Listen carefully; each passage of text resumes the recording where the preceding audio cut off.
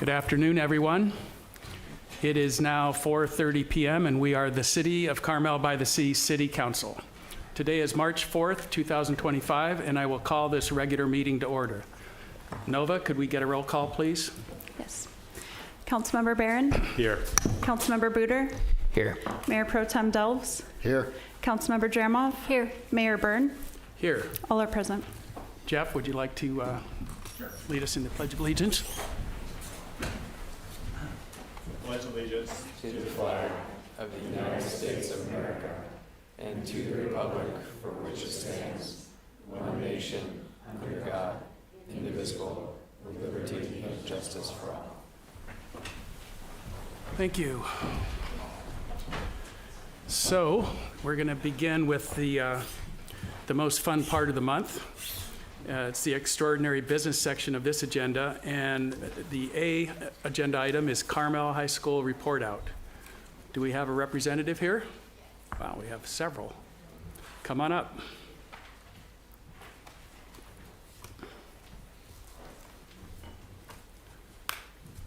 Hello, I'm Emma Schmidt. I'm Alyssa Moore. And I'm Sam Weaver. And we're here representing Carmel High School's.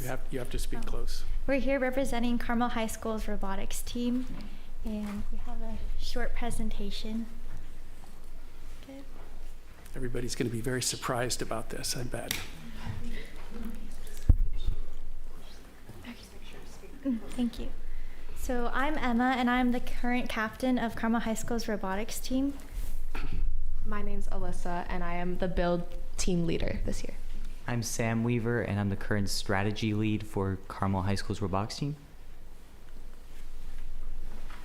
So we are a robotics team at Carmel High School that is specifically First Robotics Competition, so FRC. First stands for Inspiration and Recognition in Science and Technology.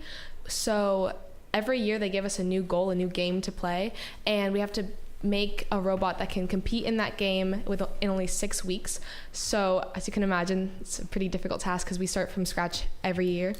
And we meet Tuesdays, Thursdays, and Saturdays, and we have a bunch of different categories which our members can participate in. So there's like CAD, design, kitbot, marketing, and every year we compete in normally 2 regional events. So this year's there's Pinnacles and Central Valley. And we are specifically student-driven, mentor-led. So that means that we, as a team, are specifically driven by students, but we have the mentors to help and assist when necessary.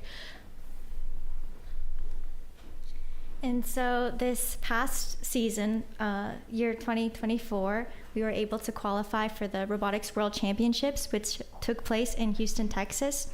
And we were able to take our whole team there. And we got there by winning first place at the Monterey Bay Regional last year.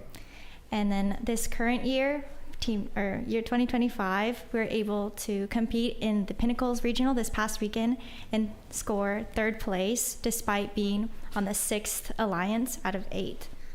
And we hope to do the same, make it to Worlds this coming year with our next regional at Central Valley. At these world events, we're able to meet with robotics teams from across the nation. Like we were talking to teams from Indiana, Illinois, New York, all over the globe. And it was a great experience to see like how we could improve as a team and also have a friendly competition with them. Mm-hmm. Because at Worlds, there are over 600 different teams, like Sam said, from different places, from Israel to Canada to Turkey. And first, one of their main goals is cooperation, which is cooperation and competition. So despite competing with all these different teams, we work together if we are struggling in one section of our robot to help each other and provide each other with guidance or assistance that they might need. And this year's theme is Reefscapes. And so it's a water-based theme, and this is our competition bot. We were actually able to combine 2 bots. We built 2 robots. One of them is a kit bot, which the newer members are able to work on and learn more about robotics and integrate into it, while the other more experienced members work on our main competition bot. And this is what our bot looks like. It's a 3D model design. which is completely created by our students. And the reason why we came here today is to seek more support from our community, whether that be through having more people attend our competitions, because at the moment it's mostly just family members of our robotics team members, or monetary support, or just spread the word about what Carmel High School is able to do and help introduce more students to STEM and STEM-related activities. Thank you. All right, so how do they financially support you? Do you want to talk? We have a support link on our website, 2035.rocks, and we also have a donate button also implemented onto Carmel High School's actual website. Or they can send a check to Carmel High School and just put in the memo field, robotics team, correct? Yes. Okay, good. I personally have been to the laboratory workshop Yes. where they do this, and it's unbelievable. They're totally understating the sophistication of this because they have all kinds of major equipment, lathes, welding equipment, and it's a serious venture, and they're very creative. So congratulations, great job. Thank you so much.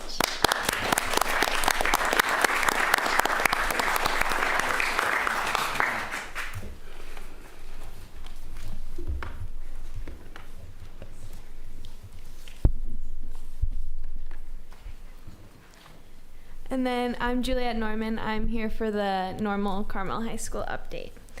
I am the Carmel High School Associated Student Body President, and we have a lot of amazing things going on at Carmel High School right now. I'm very happy to report that the climate protection resolution that the Student Senate presented to you last month, which was inspired by Carmel-by-the-Sea's own climate plan, has been very well received by other local governing boards. As a result, an AMBAG board member approached us with an opportunity for the school district to be part of a $64 million grant for solar panel installation.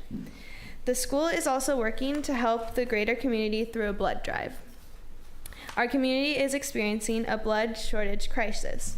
This is everyone's opportunity to literally roll up their sleeves and be a hero. It will be next Friday all day in the library. Our very exciting basketball season is still underway. Our boys enter the NorCal playoffs today as the number 7 seed, coming off a close 66-63 loss in the CCS title game against Kings Academy. Tonight, they will play at home and welcome number 10 Central High School out of Fresno as they compete for the state tournament. 4 players from the boys basketball team and 2 from the girls were chosen as all-league players for the Pacific Coast Athletic League. Simeon Brown was named MVP, and Warren Blute was Offensive Player of the Year. Carmel is also well represented on the PCAL All-League soccer teams. 6 boys and 1 girl were picked to be all-league soccer players. Tyler Hendrick and Addie Clark were both named as their division's Defensive Player of the Year. The wrestling program just concluded its season, with Alexander Notohagen and Zach Lander qualifying for the CCS Regionals. Zach then went on to qualify for the CCS Masters competition. This is especially impressive because wrestling competes without divisions. All spring sports have upcoming events. We would love for the community to please come and cheer for your home players. If you'd like to be part of the gallery for boys golf, check the website for the schedule of the beautiful local world-class golf courses that they play on. They have a match on their home course at Quail on the 13th. In the arts, this is the time of year when you can enjoy an evening with Carmel Unified's talented musicians at Carmel-by-the-Sea's world-renowned Sunset Center, where our music departments are so fortunate and grateful to be able to perform. The choir program performs first on the 11th, followed by strings on the 21st, and our band on April 2nd. I also highly recommend that members of the community take in a night at our theater for the musical Grease. It opens on the 21st and runs through the 29th. I guarantee they will be entertained and very impressed by the level of professionalism. There is a full orchestra, and the actors and musicians would be very appreciative of community audience support for their hard work and dedication. To get more information about all that is going on at CHS, you can find the daily bulletin on our website, carmelunified.org, under Student Life, and follow our ASB on Instagram at PadreBobCHS. Thank you so much. Thank you, great report. Never ceases to amaze me.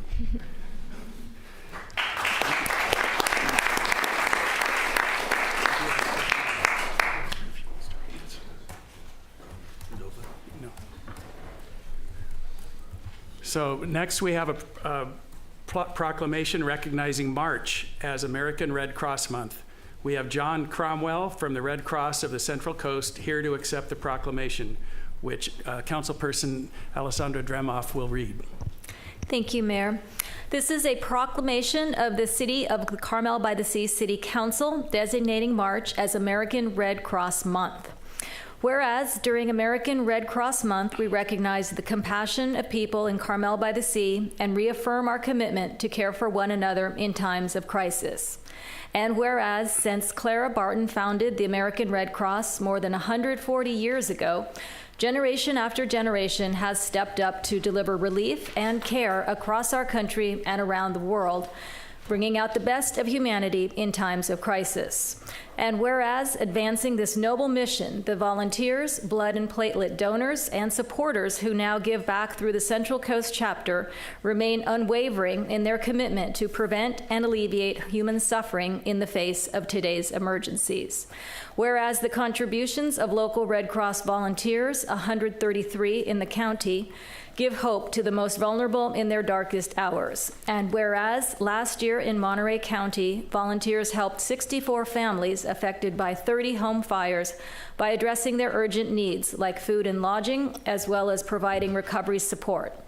In addition, they installed 655 smoke alarms, collected 1,939 blood donations, provided first aid and CPR training to 1,830 residents, and assisted 153 families of our armed forces.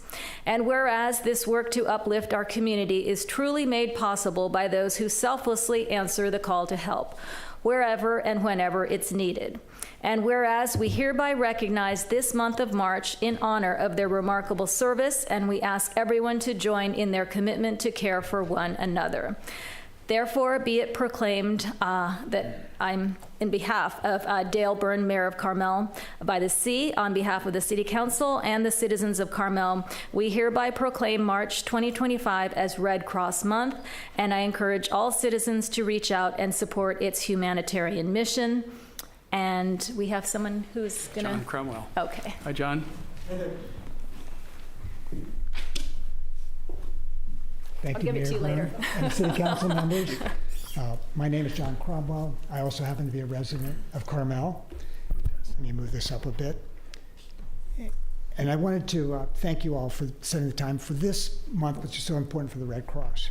Our mission depends on the dedication of volunteers, donors, and community partners who help us respond to disasters, collect life-saving blood, and support military families. Every 8 minutes, Red Cross volunteers provide relief as disasters continue to grow in both frequency and intensity. The start of 2025 has been especially challenging. The devastating fires in Los Angeles required the deployment of hundreds of Red Cross volunteers, providing shelter, food, and care for displaced individuals and families. We've also been actively responding to flooding in Kentucky and supporting ongoing recovery efforts in North Carolina following last September's Hurricane Helene. And closer to home, on January 16th, we had the Battery Fire in Moss Landing, where we set up emergency shelters in the middle of the night and are continuing to provide care to those affected by the fire. These large-scale disasters are in addition to the tens of thousands of home and apartment fires we respond to nationwide each year. There are 5 key areas, focus areas that I wanted to touch upon. And by the way, I want to just acknowledge all of you as supporters of the Red Cross. I really appreciate that support. Blood services, we heard about Carmel High, what they're doing. Every 2 seconds, someone in the U.S. needs a donation. So schedule a donation at redcrossblood.org. Support to the armed services and international relief. We provide 24/7 support to military families and respond to global crises. Just this year, we established a pet therapy program in conjunction with the local VA. It's the first in the whole region, and it's been going very successfully. Climate and disaster response. As disasters intensify, we continue to expand relief efforts and strengthen community resilience. Community adaptation program. Our chapter partners with Monterey County nonprofits to address health, housing, and hunger, ensuring we are building trust and partnerships within the community. Disaster deployments and volunteer opportunities. We are a community. We help one another. It's a mutually rewarding network comprised of over 600,000 volunteers across the country. We have plenty of ways to engage you in our services and all the training to make you comfortable in your job or in your role. Please join us. We're there responding to disasters at any hour of the day, even at 1 or 2 in the morning when it may be cold and rainy and a fire has struck a family and they're out in the cold looking for help. That's what we are about, being there in their hour of need. So just encourage anybody who might have a little extra time or interest, get involved at redcross.org and volunteer today. So on behalf of the Red Cross, thank you for this proclamation and your support in building a stronger, more prepared community. Thank you, John, and for the amazing thing that the Red Cross does every day. Thank you. I can.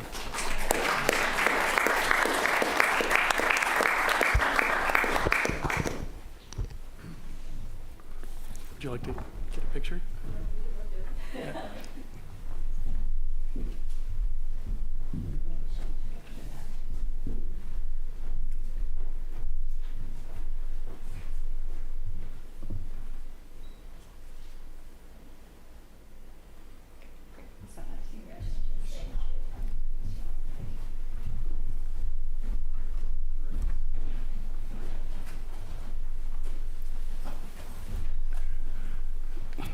Moving on, we invite Graham Robertson, who we all know, to receive the proclamation celebrating the Carmel-by-the-Sea Rotary 75th anniversary. Councilmember Barron, would you like to read this proclamation? Yes.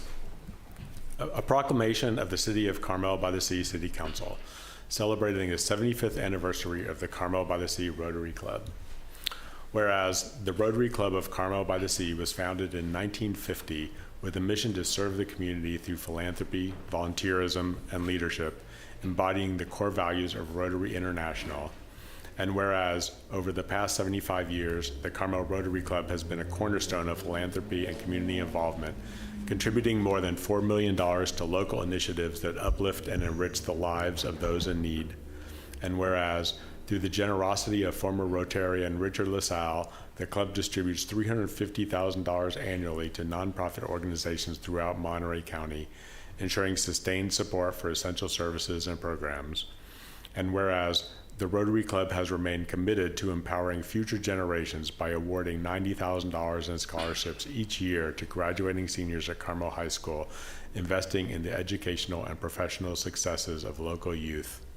And whereas the club has demonstrated an unwavering dedication through hands-on service, leading efforts such as the Carmel Beach cleanups, maintaining the Mission Trail Nature Preserve, supporting Thanksgiving and Christmas meal service at the Carmel Foundation, and partnering with organizations like Rancho Cielo and Tatum's Garden to uplift those in need. And whereas the Rotary motto of service above self has been at the heart of the club's mission, inspiring generations of Rotarians to dedicate their time, energy, and resources to bettering their community. And whereas on March 29th, 2025, the Rotary Club of Carmel-by-the-Sea will commemorate this milestone with its 75th anniversary gala at Quail Lodge and Golf Club, celebrating its legacy of service and reaffirming its commitment to a future of continued generosity and impact. Now, therefore, be it proclaimed that I, Dale Byrne, Mayor of Carmel-by-the-Sea, do hereby recognize and celebrate the 75th anniversary of the Rotary Club of Carmel-by-the-Sea, expressing gratitude for its outstanding contributions and extending best wishes for many more years of meaningful service to the community. In witness whereof, I have hereunto set my hand this 4th day of March in the year 2025 in Carmel-by-the-Sea, California. All right, thank you. If you could give the certificate back, I need to sign it. Graham, do you want to come up and say a few words? Sure. Thank you. On behalf of the Rotary Club of Carmel-by-the-Sea, we thank each one of you for this very special recognition. It has been 75 years that our club has been in existence, and I think we've done a few good things out in the community, and it truly is a community effort for all of us to be part of Carmel-by-the-Sea and do all the good work that we all do. So we thank all of you for your service. Our motto is service above self. And each one of you demonstrate that every day. And so we thank you for that. We thank you for this proclamation, and good luck in the rest of your terms. Thank you. Thank you. Would you like a picture?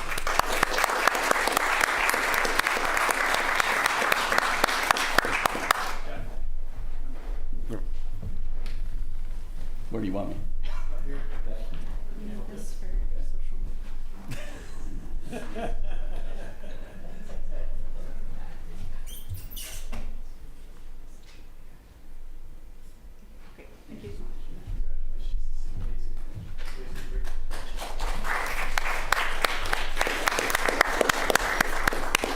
How many members do we have in the audience?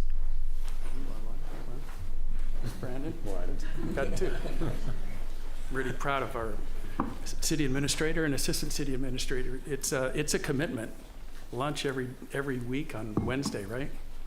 For an hour and a half. So we've got D now, the nonprofit spotlight, and tonight I'm really pleased to have the Big Sur Marathon Foundation here, and we have Hugo Ferlito who's going to introduce it. I was honored to see his wife Karen Ferlito get an award at Regen's board meeting last week, and it was truly spectacular, the description she gave of what the Big Sur Foundation has done in terms of litter prevention and so on. And so, Hugo, why don't you make the introduction? Yes, thank you very much. My pleasure, Mayor. Good afternoon, everybody. I'm on the Board of Governors of the Big Sur International Foundation. It is a pleasure for me to be here. The foundation is the umbrella organization that puts on the Big Sur Marathon. We also put on a half marathon in November in Monterey, and also more recently the cross-country course at Paulo Corona. By the way, it's been made possible by a very generous grant from Carmel Gives. They gave us the seed money to construct that cross-country course. It was 1986. The last Sunday in April in 1986, there was 1,800 of us who really stepped into the unknown because we really didn't know exactly what we were getting into. We knew the course was hilly. It was the first year. We knew the course was hilly. We had no idea what role the wind was going to play, and it proved to be substantial. I didn't realize why they named it Hurricane Point until I got to the top of Hurricane Point, and there was a bathroom, one of the potty toilets on its side, and another one going back and forth, and I thought to myself, I sure heck hope there's nobody's in there. So anyway, the marathon would prove to be very, very successful. I had no idea crossing the finish line that day that the marathon one day would be named one of the top 10 marathons in the world. That is on the bucket list of almost every serious runner, and that our staging these races has contributed millions and millions to the economic impact. So while we've done all that, basically focusing more on putting on the events than anything else, it's time for us to shift our focus, and that's why we brought someone with the credentials of Jennifer Edwards to lead the foundation to the next level, which would be to increase our footprint in the health and welfare of our community. So it is with great deal of pleasure and proud to bring Jennifer Edwards on board here. Thank you, Hugo.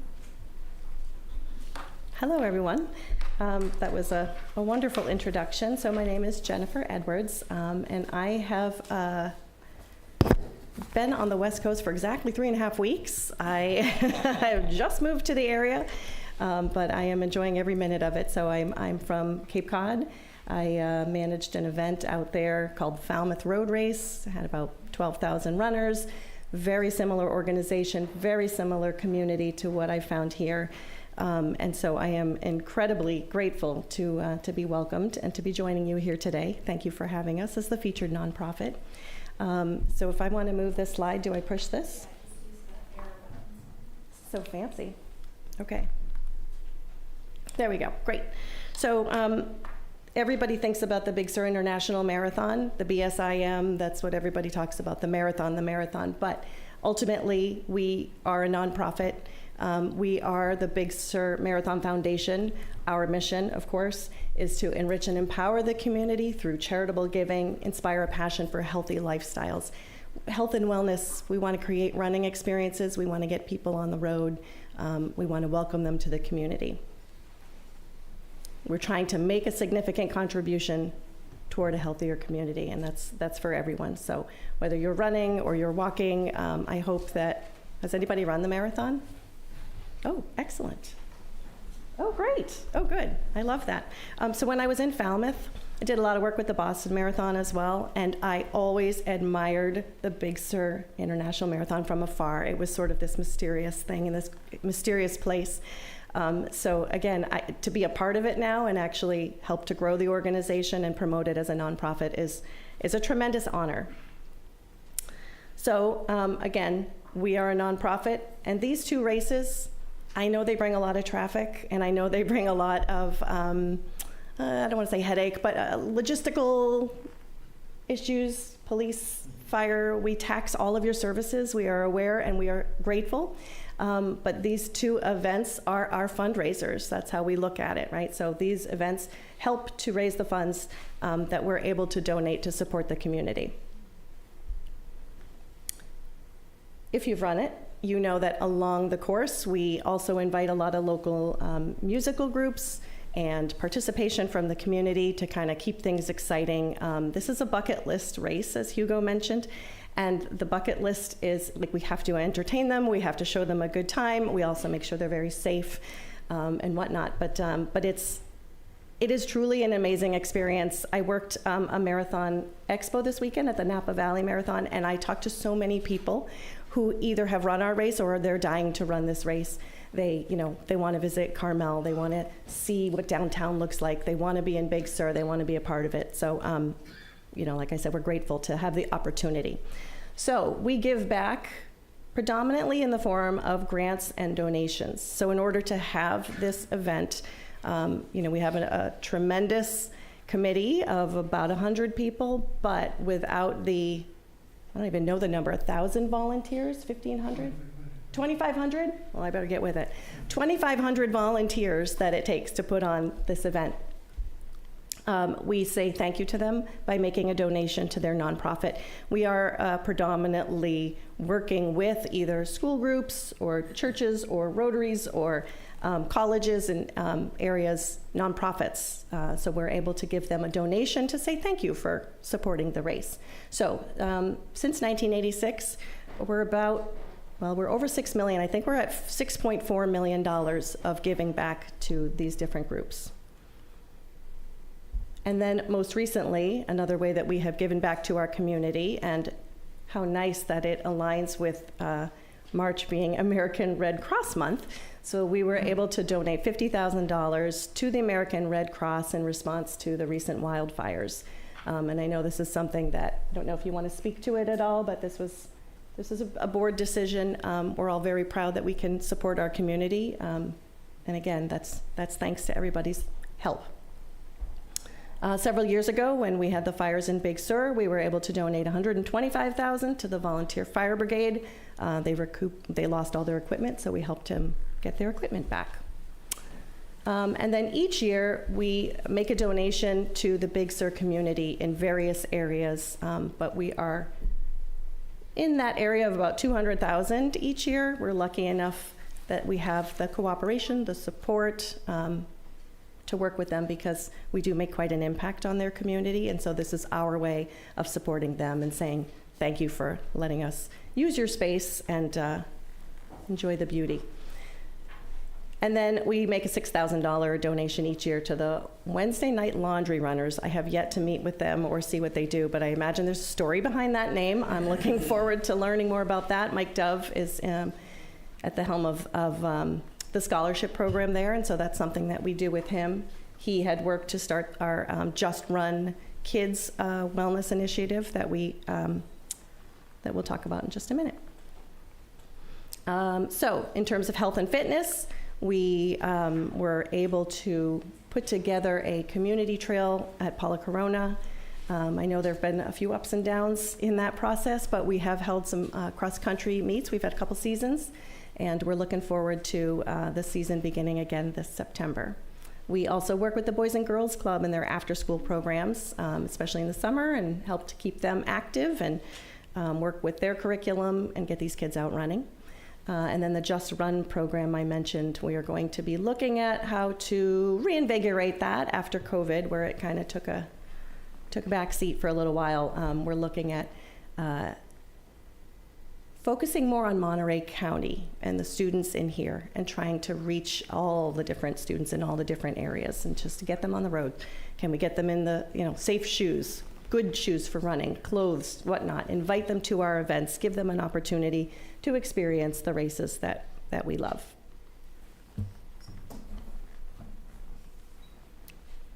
And that is all that I have for you today. Do you have any questions for me? No? All right, well, thank you for the opportunity, for letting us speak, and I wish you all the best. Thank you, Jennifer. Yes. So I met with Jennifer shortly after she arrived to set up a meeting with me, and the next morning I had recruited her already to go out and pull weeds, and she helped clean up the tree wells from Junipero to Dolores on both sides of the street, and it was not easy work. So we've got a new volunteer in town. Yes. He recruited me. I've done it every week. I'm part of the group. You have, that's If great. I could leave you with just a short little story about our course, I think it'll give you a little flavor of our course. There's a group of runners that run Boston, and 6 days later they come and run Big Sur Marathon. And I received a letter from somebody, a participant, that said, "Dear Dr. Folito, last year after running Boston, 6 days later I got hit by a bus. This year, 6 days later after running Boston, I ran Big Sur. I want you to know, sir, that I felt a lot better after I got hit by the bus." Good luck with the public speakers. Good night. Thanks, Thank Hugo. you very much. And keep up the good work.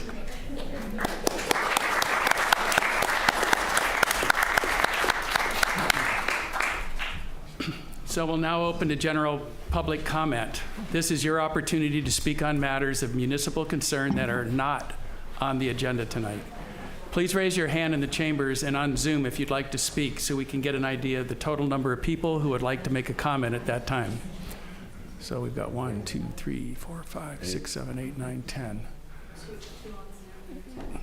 So what do you think, 2 minutes? All right, so we were here till after 10 o'clock last night, so if we could, I'd like to limit the public comments tonight to 2 minutes. And if you have something similar to the person that's already spoken, if you could just say what's unique about it, we'd appreciate that as well to keep things moving. All right, so go ahead and form a line. Try to keep a line going. You don't have to all stand in line, but just make sure you're ready to go. Andy, go ahead. Hi, my name is Andy Carr. I want to thank the council for the incredible hours that they've been putting in. Last Thursday, they were there from, was it 9 or 10? Can't remember. Till after 3 o'clock. Yesterday, they were here from 4:30 to 10:30. Here they are again. It needs to be acknowledged and appreciated. They're really doing an excellent job, and I personally want to thank you very much for all your efforts.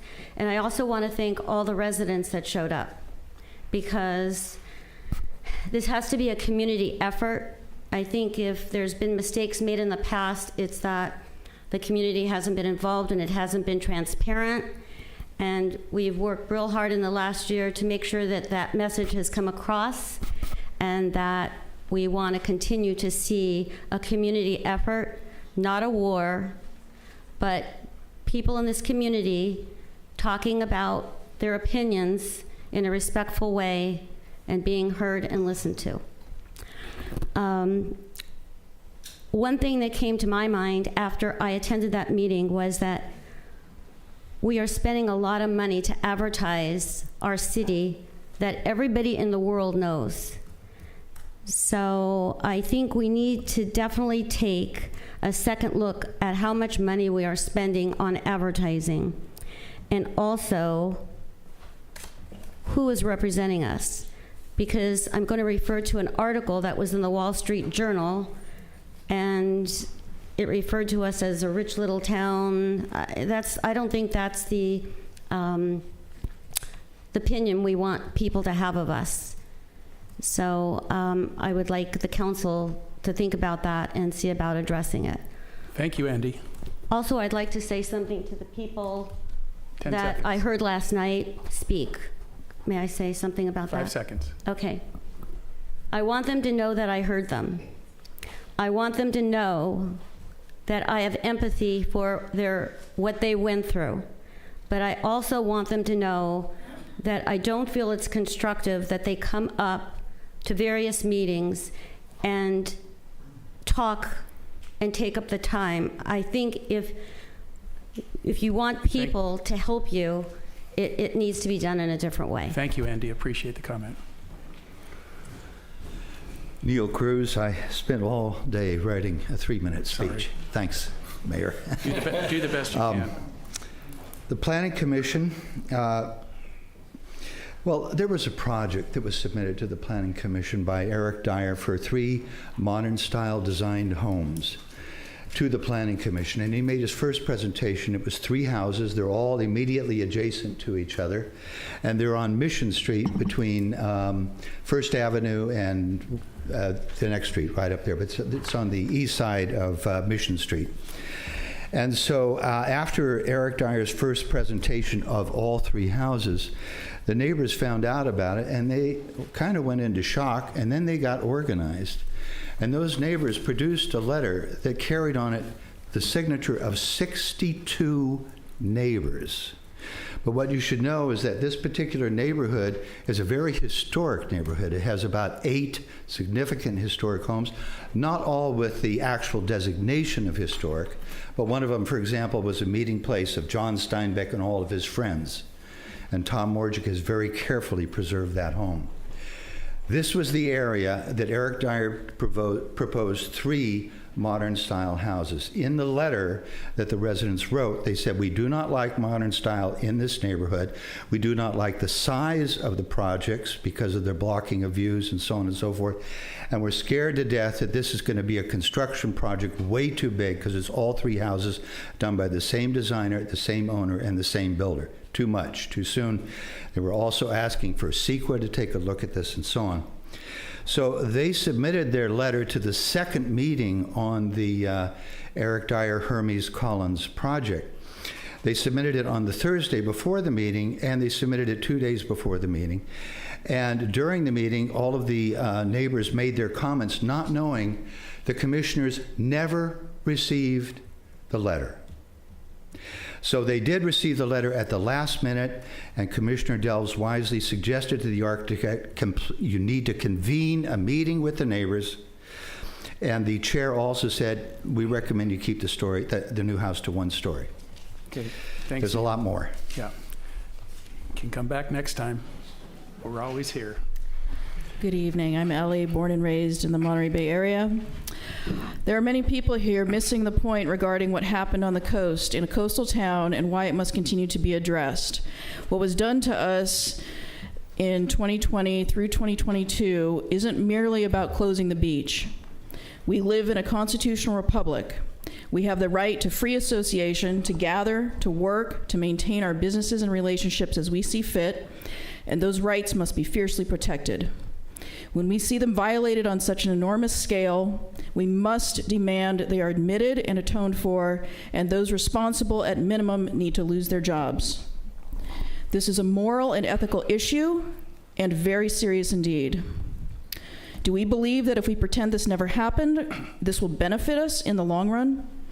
There is right and there is wrong, and there are people that like to muddy the waters, and attacking us for walking near the ocean was a fundamental violation of basic human rights. It pertains to everyone's future security and ability, and for our children's ability to live freely in this country, in this town, and be able to walk in the sunshine and in nature without being afraid of the violent hands of government. The willy-nilly application of total power shouldn't have happened, and it can never happen again. The course forward is obvious that this will not be tolerated. Individuals that behave in this way should be removed. They should be getting an F in their performance evaluations. That we have men still sitting up there that do not know the difference between right and wrong and inflicted their immorality on us with impunity is profoundly concerning. They have paid no price whatsoever for subjecting us to a tyranny that was more widespread than just laying claim to an entire part of the coastline with a violent police department based upon mere opinion of an unelected politician's whim. Thank you. Thank you.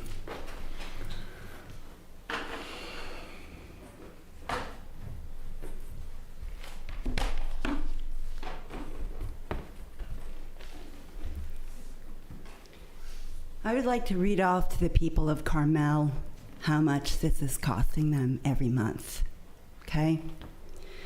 This is from December 2019, $25,466. From May of 2020, $29,302. From September of 2020, $40,344.85. October of 2021, $32,103. From November of 2021, $50,549. Every city council meeting I come to, you take naps. You were sleeping half the meeting last night. I mean, should we get him a blanket and a pillow? I mean, is it too much to ask that you stay awake? I mean, this is every meeting. You know, how about all that body camera footage that you denied of me, of that guy getting attacked? 4 times I requested that footage. January 21st, February 24th, August 13th, August 26th. August 26th, I sent the chief of police an email that said, preserve all that footage. I had a notarized lawful notification delivered to him on June 25th to maintain all the body camera footage. And for a year, you lied with penal codes that did not apply and case law that was fraudulent. And it was destroyed 9 days after I filed my lawsuit, and Rarig got a copy. Thank you so much, Brian.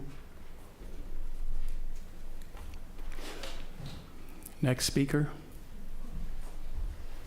On a much lighter note, and Brian, I was here all last night. You and I were both wide awake. I vouch for that because I was paying attention. The lighter note is that this is also, we're going to share with the Red Cross Women's History Week. And if you didn't know that, now you do.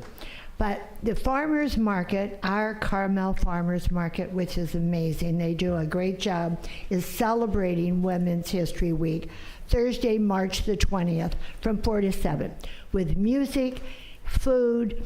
Carmel Women's Club will be there representing one of the many women's clubs in the area. So I invite you all to come to the Carmel Farmers Market, 4 to 7, third Thursday on March the 20th. And we'll have fun. Brian, I'll dance with you. Thanks, Donna. On April 14, 2022, Department of Health and Human Services Secretary Javier Becerra said this regarding the COVID-19 vaccines, quote, "We know these vaccines are killing people of color, Black, Latino, Indigenous people at 2 times the rate of white Americans. Hello, my name is Ronald F. Owens, Jr. I was a public information officer at the California Department of Public Health for more than 14 years. I raised this issue with my management, but unfortunately, they made it about me and then about you and 40 million other Californians. I apprised your Monterey County Board of Supervisors this information on 3 occasions. Last July, when I sent a 5-page PDF to 258 County Boards of Supervisors. Last December, where I followed up that information, and this past February 18th, where I appeared before the Monterey County Board of Supervisors. I'm here, number 1, to inform you what Monterey County Board of Supervisors probably have not informed you. Number 2, to support the brave citizens here for standing against tyranny. There are 58 counties, as you guys know, 483 California cities, and 12 cities in this county. I would hope that Monterey County Board of Supervisors will apprise you and the 11 other cities. Basically, I'm here to stand against tyranny. I'm here to inform you guys what the California Department of Public Health should have done almost 3 years ago. Thank you for your time. Thank you.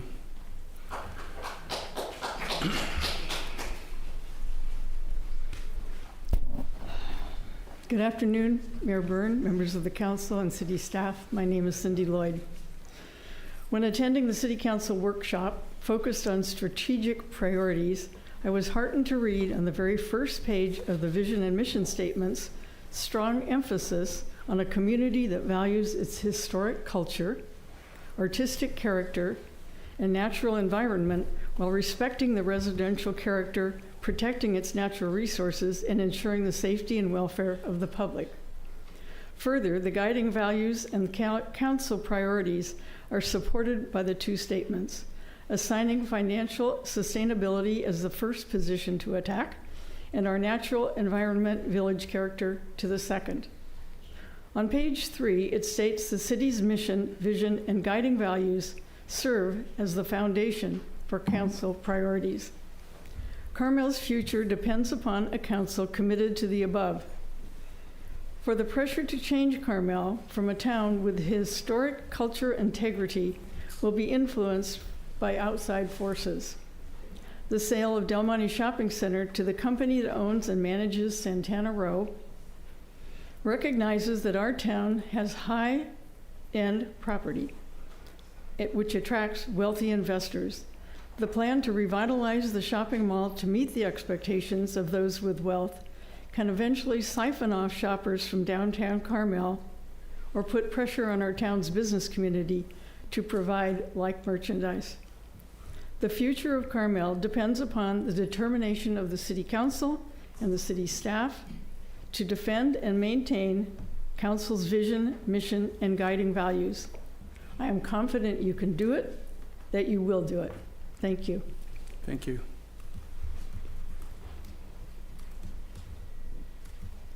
Anyone else here? Okay, we have We're going quite to a few Zoom. online. Okay. Go ahead. Brian Rosen, go ahead.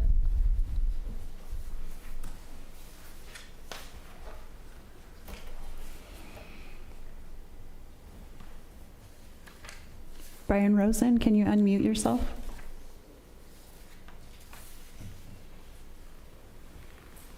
Why don't you move on Should I and we'll just come go back on? to Brian. Okay. Hold on a second. It's John.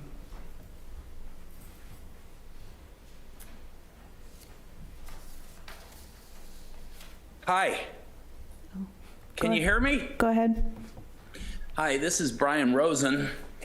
I used to live right in Carmel. I loved it. It's a very special place, still is, and I always consider it one of my homes. But I'm considered to live in Monterey now. I just want to say that TAMC keeps promoting this surf busway that's now $105 million, which basically bypasses 4 miles of Highway 1 traffic where there's 3 lanes on either side. That's actually where the traffic flows better because the rest of Highway 1 is 2 lanes all the way from Castroville to Carmel. And that's not going to do anything about that traffic. And it's been so disappointing that Carmel's representatives just have always been rubber stamping this horrendous project that the people of Carmel don't want. I've been tabling in front of the post office, and I know they don't want it. And I know there's like a TAMC club, and Mr. Delves and some of you were saying how you could take public input because the city goes to these agencies and they don't necessarily represent the public. $104 million for a busway to, when a simple bus-only lane on the side of one side of Highway 1 would suffice. And all these big, powerful politicians like Panetta are for it. Panetta, we need the city of Carmel to please have a meeting to gauge public input on these projects that the city is representing. Unfortunately, like Mr. Barron's a big supporter of the surf. I believe he still is. It would be wonderful if you would get involved and stop this horrendous project.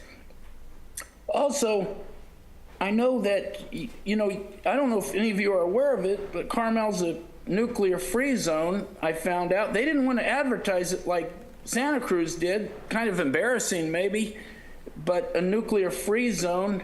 maybe you need to get involved with the national government with some resolutions, because the national government's out of control. We have a man who's declaring himself a king, and Brian, can you wrap up, please, if you have one more point?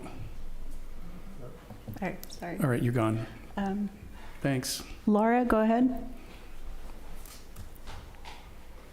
Hi. I'd like to continue along the lines of what Ellie and Teresa were talking about. So during the very same meeting that we showed the council this photo of the tourists getting hacked, laying the blame squarely where it belonged on Mr. Rarig, rather than acknowledge or discipline him, or better yet, terminate his contract, you actually rewarded him. And you heaped praise upon him with more of our money in spite of the violence we showed he had committed, thereby in no uncertain terms letting us know that you regard us as nothing more or nothing less than tax cattle and your slaves.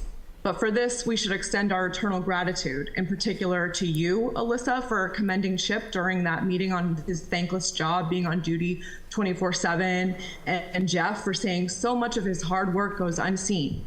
Despite the fact that you saw this, what would have been way more evolved is to admit that you would not tolerate having politicians in power that can get it so wrong, and never in a million years would you be so low class as to congratulate him for his gross and despicable violations of our God-given rights.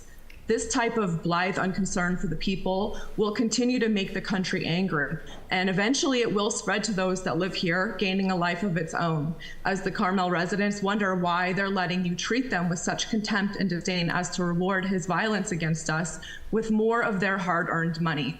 All we have to say is just keep those hits coming, because we would assume that after we speak to you on this, you will also continue to extol the wonderful things Rarig and Pyrick have done, continue to label them as caring and competent individuals, and continue to ignore our complaints and treat us as though we're of no real consequence, merely here to serve as workhorses for their unbelievable bloated salaries. If we don't continue to demand answers and apologize, it will metastasize, whether we want to face that or not. It will affect our children and grandchildren in ways we can't even begin to fathom, in part by giving free rein to politicians everywhere to get up one morning and lay claim to the trails, the waterfalls, the forests, to another part of the coast somewhere, because we here in Carmel did nothing about it. Perhaps it's easier for us to turn a blind eye. Thank you, Laura. Your time is up. John? John, go ahead.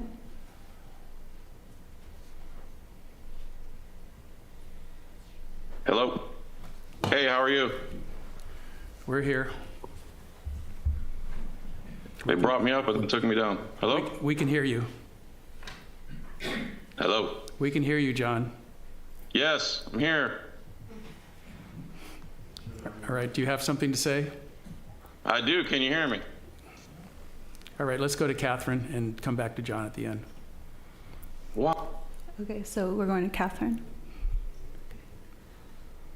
Catherine, go ahead. Hello. So I want to comment on what Karen Ferlito said last night on the Zoom, on your meeting. And she said, quote, it wasn't done lightly. That was done because we didn't know what was happening in a terrible pandemic, which we can see now was quite fabricated. The city was trying to keep the city as safe as possible, unquote. So, Ms. Ferlito, did you see the posters that Ms. Bucola held up just before you spoke of the event that Rarig and Potter actually promoted? Did you see that impact of all those people gathering in one place? If there was such a terrible pandemic, what were they doing promoting these events? And then tackling a guy on the beach that was walking his dog by himself. They actively promoted these events a mere few weeks before they closed the beach out of some unrealized fear. Where do you understand the contradiction there? That poster Ms. Bricola held up for you showed hundreds of people crammed shoulder to shoulder in the park. Did you not see that, or are you trying to convince us to not believe your own lying eyes? So, or how about the agenda Ms. Bacola read off, where RARIG signed an order telling the citizens of Carmel and California that we would spend 6 months in a dungeon for bringing a chair onto the sand? How is that keeping us safe, and safe from what exactly? You know, banning sunbathing, what was that going to do? And if you were so frantic trying to keep the town safe from a terrible pandemic, then what was the excuse for keeping shops and restaurants open? And how do you explain the fact that the city council went out to lunch with no masks on and sat right next to each other? Although the beach was noticeably empty, the town was swimming with visitors, quote, per one local news station. How about that, Miss Ferlito? And there was nothing Catherine, your time is up. Thank you. John, go ahead. Hey, how are you? Can you guys hear me? Yes, go ahead. Hello. All right, thanks. Hello. John. Let's go to 831. Okay, phone number ending in 705. Go ahead.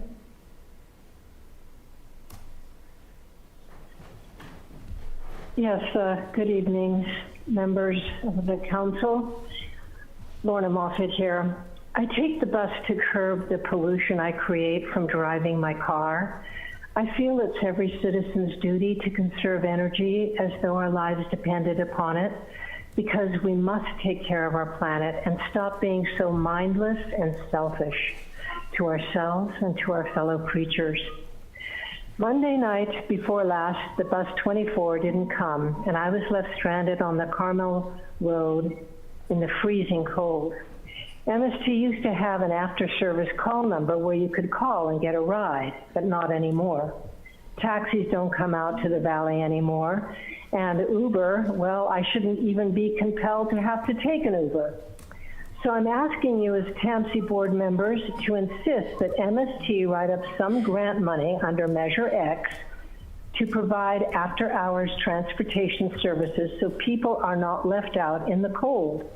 Next time this happens, I have to call the police to take me back to Monterey. That is how neglected our mass transit service has become nowadays, and you as TAMC board members need to ensure that mass transit is number one on our peninsula. And that means here you voted for a $100 million plus surf project while totally ignoring the needs of the MST regular service, which has become practically unusable due to transfers. It's worse than ever, and I have taken the bus for 30 years. You know, our task is to free ourselves by embracing in our circle of compassion all living species and all of nature and its beauty. That is our number one job and purpose on this planet now. Green energy is not EVs or nuclear power, it's mass transit and conservation. Lawrence Berkeley University compiled years ago an estimate of what conservation measures could accomplish. I remember one statistic. If every car in the U.S. got just 27 miles per gallon, we could prevent one Alaska wildlife refuge from being drilled for oil. Thank you. Please. Thank you. Your time is up. John, we'll give you one last chance. I am here. Can you guys hear me? All right. Thank you, John. All right. I'm here. Yeah. All right. Hello. I'm here. All right. Anyone else? Hello. Before we close it, anyone else in the chambers want to have something to say? All right. We're going to now close public comment, and we're going to move on to announcements. City Administrator Rarig, do you have any announcements tonight? Yes, sir. Thank you, Mr. Mayor. Two quick notes. One, unfortunate news. I think most of the public knows, but Jan Reimers, who was a council member she was a planning commissioner for many years, and then a council member, sat right here next to me for at least 4 years. She died on the 20th of February, so she died a couple weeks ago. There will be, we'll announce, we put it in our Friday letter, but she was a member of the Church of the Forest in Pebble Beach at Stevenson, and will certainly share the ceremony for her. She was a very kind human being. Her passion points were the North Dunes and the beach, and was just a really great person to work with. So that's number one. And then my second quick note is happy birthday to Councilmember Dramoff, whose birthday is tomorrow.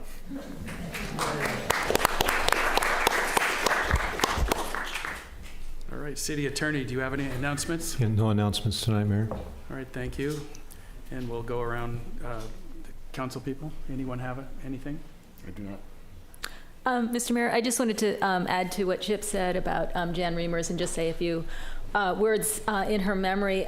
Jan was a neighbor of mine, and I actually got to know her really well when we worked together on the grassroots neighborhood group to stop cell towers in Carmel next to the La Playa Hotel. And Jan really encouraged me to run for council, and she was very supportive when I ran and also once I was elected, and I could always turn to her and talk to her about issues, and I just want to express my gratitude for that. And as Chip said, she was a very kind, lovely woman, and I really liked the fact that she was just no nonsense and common sense, and she had a smile, and she loved Carmel so much, and she made such an effort with the North Dunes and restoring the native plants. So I just want to just say she was a very special person, and we will miss her.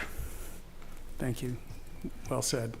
And we're going to close the meeting in her honor tonight, which I'm very honored to do. I'd just like to thank everybody for coming out at the strategic planning meeting last week, to echo a little bit what Andy said earlier, because it was a really good turnout. And we experimented a little bit, and of course we ran out of time, even though we tried our best. But again, thank you, everybody. And I think all that information is going to be summarized shortly by our team here.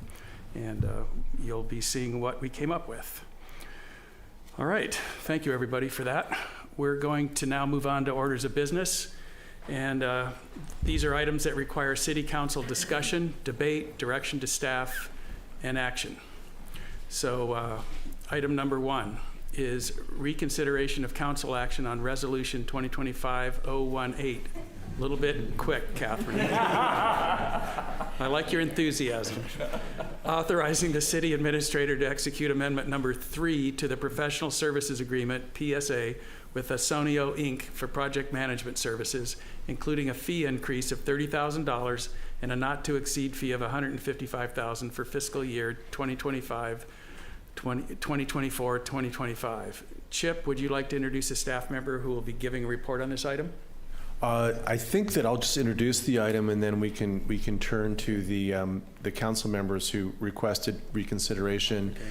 And just to remind everyone, this is a two-step process. A council member who voted in the affirmative may ask to reconsider an item. Mr. Booter and Mr. Delves has requested this. So if we have 3 affirmative votes and Ms. Dramoff can vote, you can all vote whether to reconsider it. We'll schedule it for a future meeting. Mr. Phillips from Ausonio Construction is here to answer any questions, but tonight you're just voting on whether to reconsider the item. Mr. Purick and Mr. Booter and I had a discussion today about the city's ability to go through a process called the offset doctrine to work with the prime contractor, the roofing contractor, to try to recoup some of the additional funds that we were forced to expend, asking Ausonio to continue to facilitate the re-roof project of this building. And that's something we will be doing independent of council action. We don't need any council action on that. But again, the item before you today is whether you'd like to reconsider this item. And if so, we'll put it on a future council meeting, Mr. Mayor. So we're not going to vote tonight? You'll vote to reconsider tonight, sir? So, but not approve it? Correct. Okay. All right. I'm not sure. Do any of you have questions? I guess Ausonio's here if we have a question. And also Mary's here, and Javier's here. So I have a question. I asked, is Jamie here? She might be in the back. Yeah. So I guess I'll hold that. You would like us to get her? I think it's okay. I sort of got her answer, so I can include it in my comments later. All right, good. Anybody else? All right. Is this a public comment? Yes, sir. Again, okay. We're going to open up for public comment only on this reconsideration for the project management services.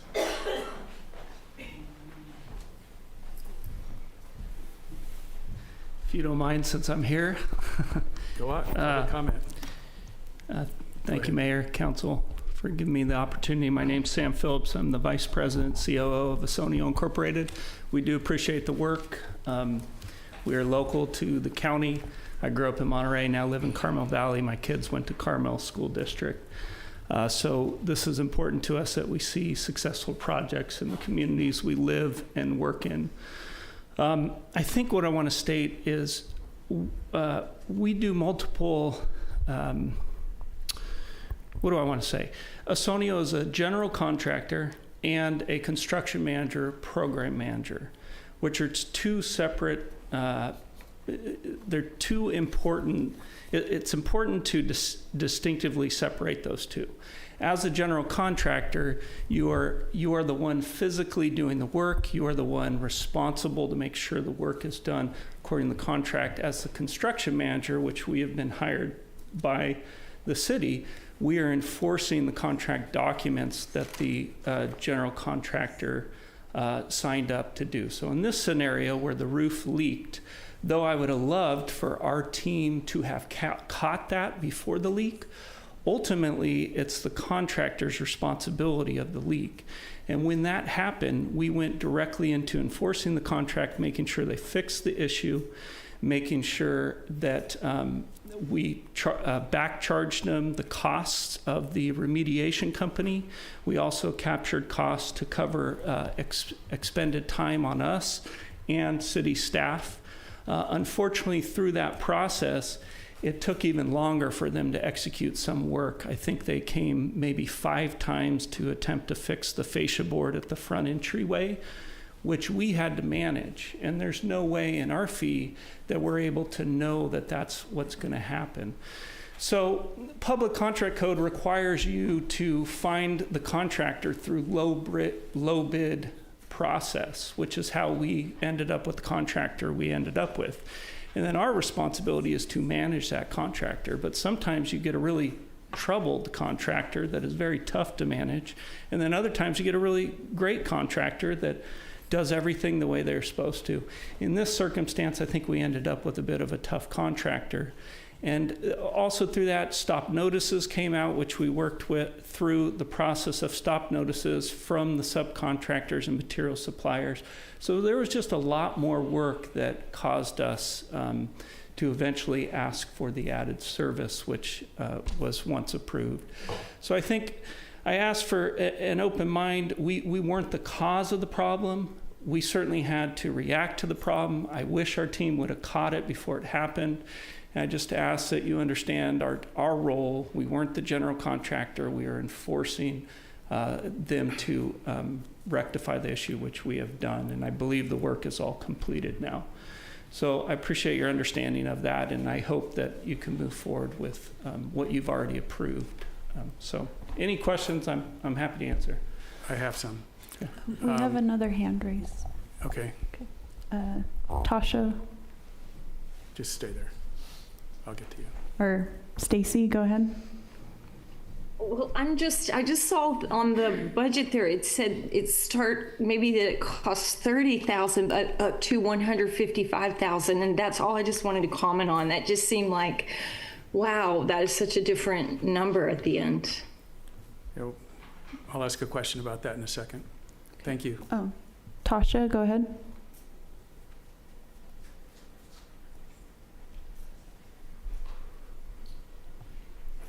Now can you hear me? Yes, go ahead. Okay, sorry. I sent a letter to council earlier. I'm not sure if anyone read it. And I'm not sure if listening to the project manager just now, if I got all of the questions answered. But basically, it seems to me that the subcontractor that they're overseeing, they didn't properly weather the roof, so then weather damage was caused. Not at fault to the city. the project manager saying not at fault to themselves, but to the subcontractor. So I would want to know whether they asked the subcontractor if they could employ their insurance or liability to cover the damage. And if that's not possible, I would like to know at least whether the project manager and the contractor are willing to waive their management fee and contracting fee for the repair portion. Usually it's like 10 to 15%. That was my input. Thank you.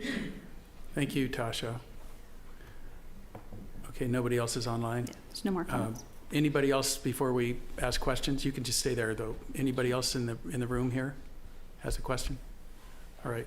So I'm not going to get everything answered that I need answered. I have a meeting set up with Mary and Javier on Friday that I can talk to them about some of this. But we're spending a lot of money on project management, and rightfully so, because we need to bring a full-time one and another one into our staff, and we haven't done that. And it's an important thing to manage projects. So I think since we may have more of these coming to us, I think it would be good for the people on the council to get a little bit more educated on the kinds of things you just said, like what are you responsible for, what aren't you responsible for? I know on the walls at Sunset Center, I think that was your project. Yes. Like, are you responsible for saying some of this doesn't make sense, or do you just have to do it if you're told to do it? Well, we can question things, but Okay. ultimately, on that circumstance, an engineer's been hired and they say, this is what you need to build. So we can say, hey, maybe we need a peer review if maybe it's over-engineered. Ultimately, the city would decide if they want to spend the money for a peer review to consider that it's over-engineered. That's something we might want to look at. Sure. Are you responsible for traffic control? Or is that Ultimately, the contractor would be responsible for traffic control. We'd be responsible for making sure they're doing it appropriately. So if there's a problem in the neighborhood with cars everywhere and too much traffic, would it be you or the contractor that would oversee that and make that happen? We would be making sure that the contractor's fixing whatever the issue is. That's So you have your eyes on it, and correct. It's a team effort. Sure, really. But they're ultimately responsible for it. Okay, all right, good. So I like the fact that you brought up like how this works, because it gets complicated. It does. And appreciate that you telling us about this particular building and the roof project. Yeah. So thank you. No problem. Those are my questions. Anybody else have one? Okay, thank you good. for the time. I appreciate it. And we do appreciate the work. I have a question, Mr. Mayor. Yeah, go ahead. So, Sam, if you could, so Mr. Delves and I met with Sam and Mary last week, I guess, and you were describing to us the difference, how you can't dictate means and methods, and I think the mayor's question is really relevant, which is you can't dictate, for example, how they control traffic, provided it's following the traffic control plan approved by Mary and Javier and the chief and the commander. But you can remind them that they need to, have certain protections in place. Can you, in very simple lay terms, provide that distinction for the benefit of the council and the community? Not dictating ways and means, not ways and means. What was it, means and? Means and methods. It sounded good. Thank you. Yeah, the challenge is if we begin to direct means and methods and then something goes south, the contractor can blame us or the city because they followed our direction on the means and methods. So ultimately, the way the contracts work is that the contractor is responsible for their own means and methods of how they execute the work. We sit back and we can maybe converse with them and saying, hey, have you considered this? But we cannot direct them. If we do, we can get we can put the city in a bad position and potentially liable. Yeah, we might be able to learn something from the San Antonio project for future things where we're going to significantly impact neighborhoods. Yes. We got through it, though. Yes, we did. I believe we're at the finish line on that project at this point, right? Yes. All right, and thank you for helping us get there. Yeah. And the neighbors thank you, too, I can tell you that. Good. Yeah, it turned out good. All right. Okay, thank you very much. All. Appreciate it. Thank you. All right. Discussion? So in the original meeting, this was actually part of a contract that encompassed several items. And so when this came up in the last meeting, Councilmember Dramoff made some, really great and honestly impassioned comments about, hey, there was, water leaking from the ceilings. People were hiding the artwork, right? Like it was a mess. And the conversations up here have like sort of this organic flow, and they can be redirected quickly. And so there was a comment that sort of moved it to one of the other projects. And, long story short, we wound up approving the contract amendment in total, including, this relatively minor, $15,000 number related to this. And, I approached Bob about bringing it back up because, it wasn't sitting right with me. And, for me, I thought it was important to bring it back up because I think we want to send a message to vendors that, like, you're not just going to be able to put one over on the city just because it's a public entity. And, for me, at the end of the day, it's like, hey, we just want to be made whole, right? Like, I work in the real estate space, and when I'm working with a contractor, I've definitely had relationships with contractors go south. I've had a situation where I had a toilet fall through a ceiling, and in those situations, you've got flooding, you've got remediation, you've got additional costs, and the goal is to be made whole, right? And so that is my goal here.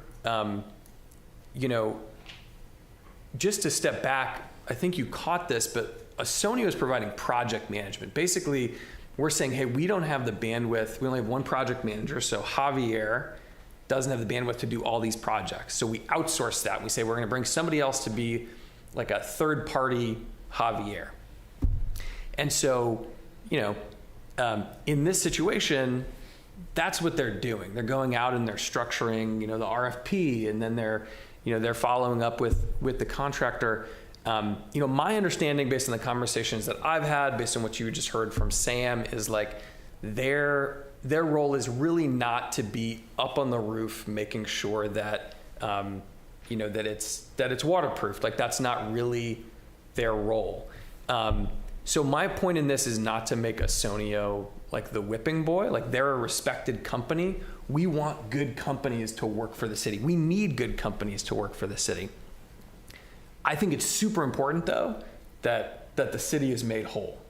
And so in these scenarios, again, it's always a little murky, but my understanding is that we are holding money on the contract, tens of thousands of dollars, right, that we have not yet paid to the contractor. So in my mind, now that we've had a chance to, Bob had a chance to meet with Sam, we've now heard from Sam, it appears to me the issue is more with the contractor.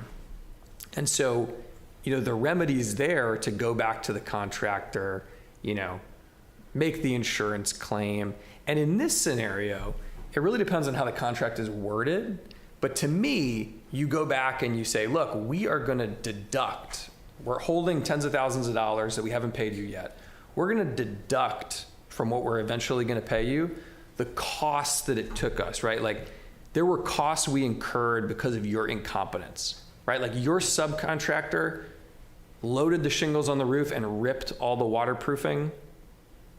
Like, that's on you, right? And you are going to pay for not only the fascia and whatever, but you're also going to pay for the fact that we had to hire somebody to clean up your mess, right? And so at the end of the day, like, I'm now convinced that it's not an Ausonio issue, but I really, and I don't think that we need council action for this. I think that Chip can just go off and do this. My hope is that we can just go work with the city attorney, hold that extra money to the point where the city is made whole, and we all go on our merry way. Well said. So I joined Hans in calling this item back before us, and I don't need to repeat anything Hans just said, and I have nothing to add other than to say, Sam, thanks for spending a lot of time this week to explain it to us. I know you said it, your reputation is the most important thing for you, and it stands intact, and we appreciate it. So we just need to do nothing, unless do we need to have a... Councilor, you want to advise here, sir? Yeah, so the action item would be a motion to either reconsider it or a motion not to reconsider. If you do nothing, then it won't be reconsidered, but if you want to formalize your decision, it would be by motion. But if you don't take any action, then it won't be reconsidered. Chip, maybe you could just suggest the direction you might take on your own initiative. Oh, yeah, so I mean, so again, for everyone's benefit, let me, if I could just take one minute, Mr. Mayor. Yeah. So again, Ausonio, I think was directly, perfectly characterized by Mr. Booter. Ausonio was acting as our project manager. They were not the contractor. They weren't working the tools. The city went through a procurement process to hire a roofer. And because we're a general law city, we have to accept the lowest responsible bidder. So we got this roofer, and they were the contractor. So Ausonio was managing the contractor. It doesn't matter where they're from. They weren't from here, though. And then the contractor hired a shingle delivery company, basically. And the shingle delivery guys, they're the ones that tore the felt that created the leak when it rained in whatever it was, September, I guess. So what we talked about with Mr. Booter and the city attorney today was, again, this offset doctrine provision where we would not pay the entire amount owed to the contractor, the roofing contractor, based on the additional expenses that the city incurred to have Ausonio manage the remainder of the project. So to answer your question, Mr. Booter, that is correct. That's the tact we will take in concert with Javier and Sam and the city attorney, sir. So we do nothing at this point, and you take care of it. That's unless you'd like to reconsider it. Yeah, if you don't take any action, there'll be no reconsideration. We'll take care of the $15,000. And if you'd like to reconsider it, it's a simple majority. Yeah, I think because it's not, we've determined that the party we're going after at this point to recover the cost is not Ausonio. I personally am in favor of just letting it drop and then having Chip on his own, working with the city attorney, go out and work on, it's not really recovering our costs because we're just not going to pay them the delta that it cost us to deal with the mess. And so that's how I would proceed. That's my proposal. So. I would support that too, and Hans, thank you for everything that you said. And I think this is actually a good learning opportunity for everyone in the public. We sort of dissected everything that happened, and I think that this is the right path to go on. So thank you, and thank you, Sam, for coming as well. And I've been saying quite a bit. I did it at the Women's Club last week that all of us up here are like single-person ad hoc committees, and in this case there were two. We really are working for you every day to go out and do things like this. And thank you, Hans and Bob. That was an exceptional effort that you made. And thank you for educating us today. Nice job. All right, that was an easy one and educational. So let's see where we're next. We're on item number 2.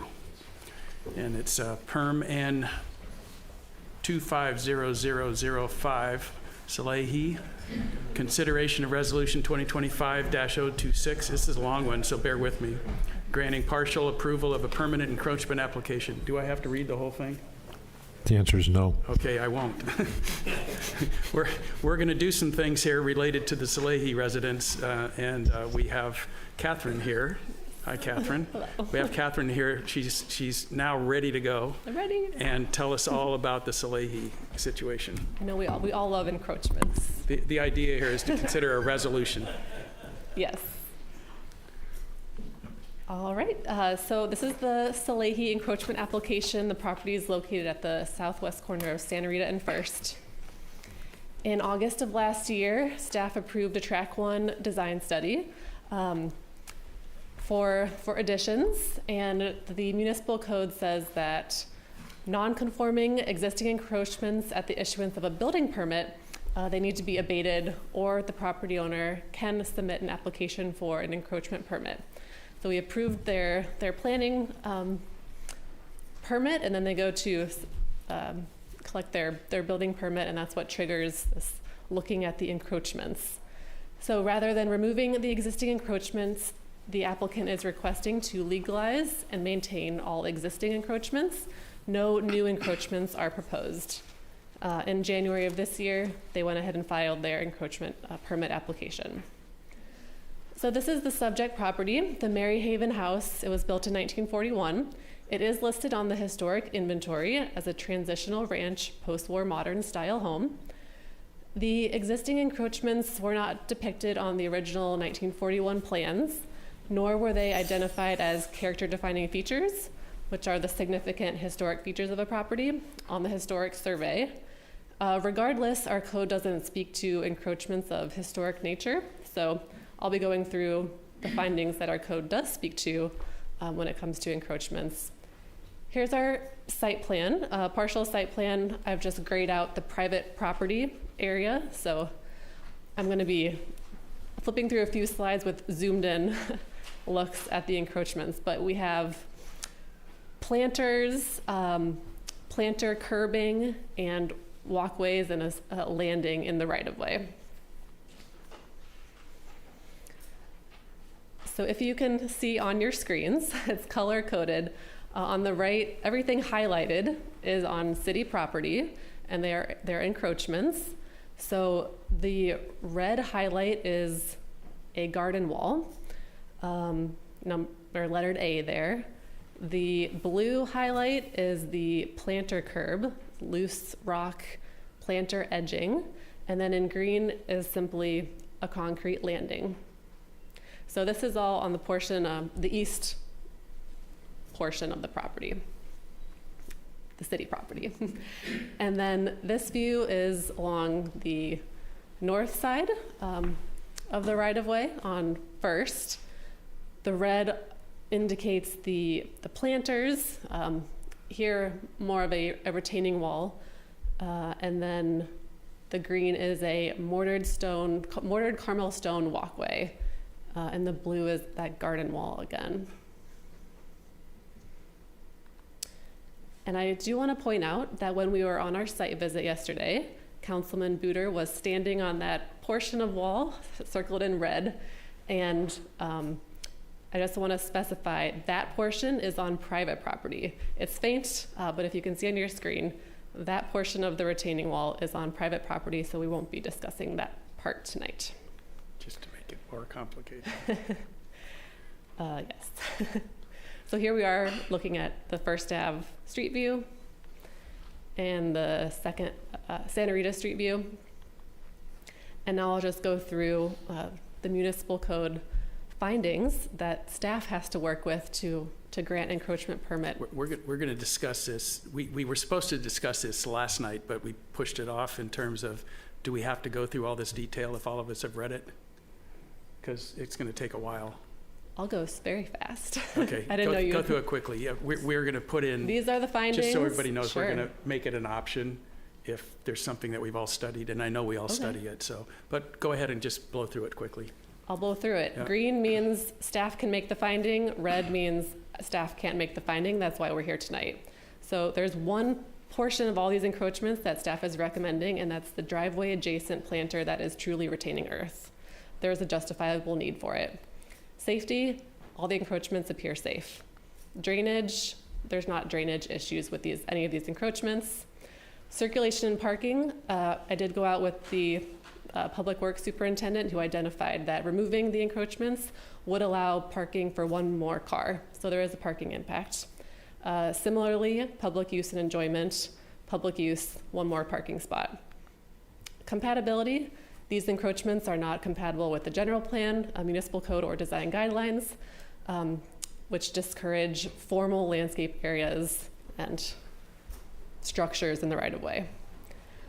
So because staff couldn't make all the findings, that's why we're here tonight, mainly because a justifiable need couldn't be found and the compatibility issues, those are the big ones.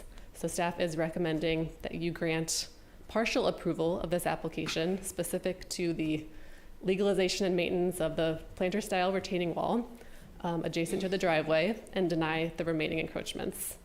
happy to flip back to any of the site plans if we need to dig into which encroachment Does you want to anybody talk need to see about it more. again? Jeff, you good? Okay, Alessandra, okay, we're all good. thank you.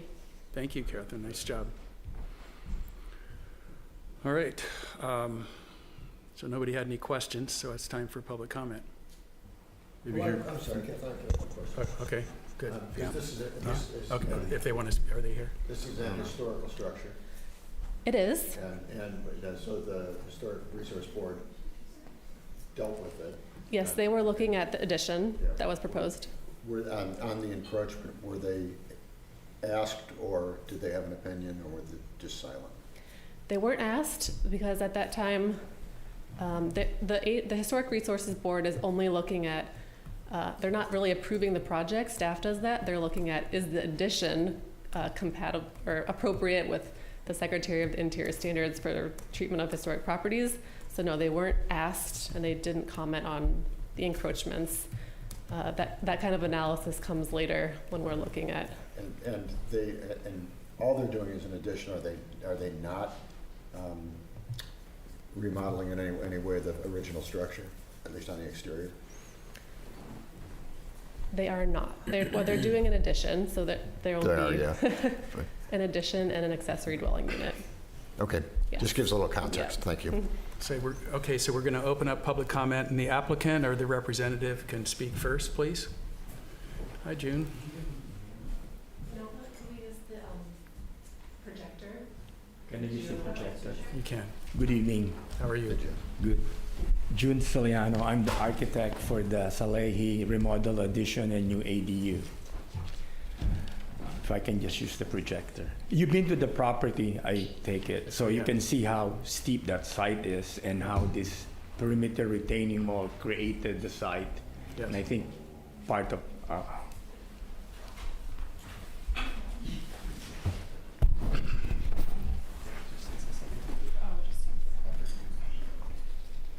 You might want to just vamp a little bit there, buddy.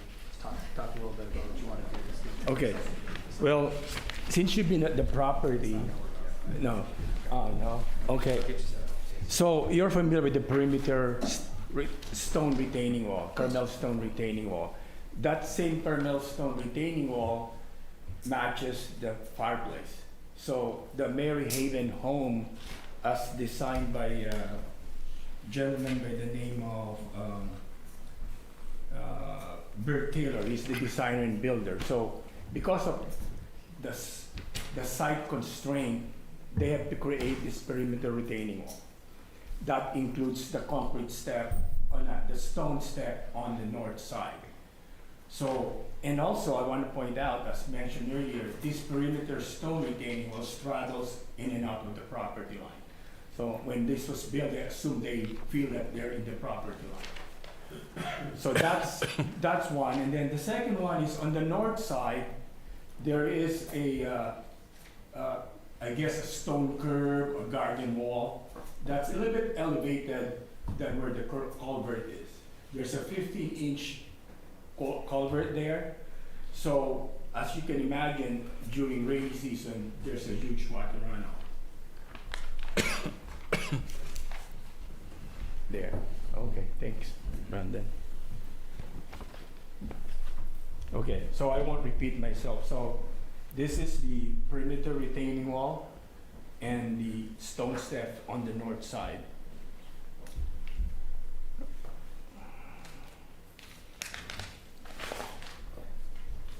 And You're old school, June. We need to show you how to use PowerPoint. I'm old school. I know, So the it works. stone retaining wall and the fireplace chimney are matching. It also includes the matching stone steps. So they're all integrated. On the north side, there is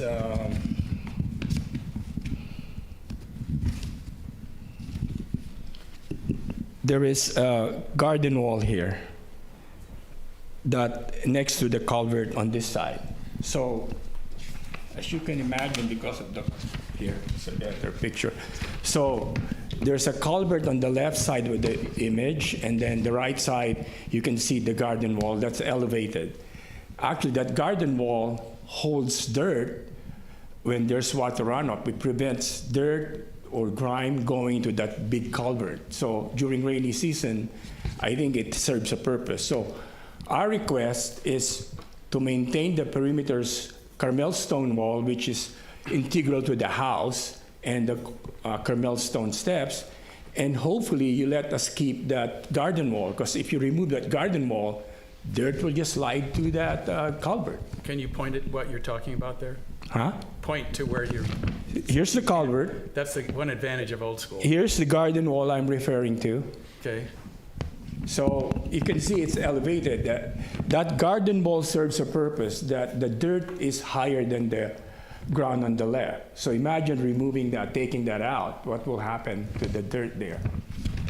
So the east side, I get it, you don't need to keep that garden wall, but I think you should reconsider allowing us to keep that garden wall.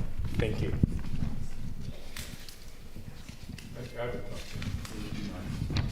not at all. Can you put the picture back up? No, This one. the picture. When you are talking about the garden wall, do you mean the retaining wall or the garden wall? This one, the garden wall. Okay. This is the perimeter retaining wall that allows to create a platform to build this house. Because again, as you've been to the property from Santa Rita, and it slopes down to First. So it's kind of steep slope there. That's a good angle shot, by the way. I didn't see it from this way when I was there. Okay. Yeah, that culvert is an issue. Interesting. Do you have any questions? No questions? Alessandra? Okay, Thank you. all right. I have a quick question. Yeah, of June? Catherine, actually. Okay. Do you want to get the rest of public comment and then have some questions? Yes, sir. Okay, let's go ahead and let other public comments. Thank you, June. I don't think there will be any, but Anybody online? Super. Looks like there's a hand raised. Malcolm, go ahead. Hi, good evening. Can you hear me? We can. Hi, good evening. This is Malcolm Stewart. I'm a neighbor of 7 years to the subject property. I live at Santa Fe and First, about a block away, and regularly walk, drive, and bike through the intersection past the subject property. I wanted to make 3 points tonight, if I could. One, the owners have done a tremendous job on rejuvenating this historic property. They brought it back to beauty when it was left alone for many, many years. That includes both the outside planning, making them very colorful, and truly brightening the intersection. Two, the plantings that are the subject of the discussion tonight, they do not impede the right-of-way in any way. They're beyond the paved and traveled portions of the road. I use it daily, and I know that for sure. And secondly, they are functional to direct stormwater, and removal of them would be a problem. My third point is that I want to state that I'm in agreement with the first clause of the proposed resolution about there's a justifiable need for the planter retaining wall immediately east of the driveway. But the second clause I'm in disagreement with on 2 points. First, I think there is a justifiable need physically to keep them in place for stormwater mitigation and to control it. There's a tremendous amount of water that flows down that street around that corner, and this helps to redirect it. You can ask anybody downhill from them. The second point is these are really key to the aesthetics of the area, and I think removal of them would diminish local character and make it more urban and cause this one runoff problem to be exacerbated by a bunch of hard services. So I would urge you to consider what you're thinking about tonight and reverse the second clause and grant exemption for all the existing plantings to be allowed. Thank you. Thank you. Anybody else have an idea they want to talk about before we close it off?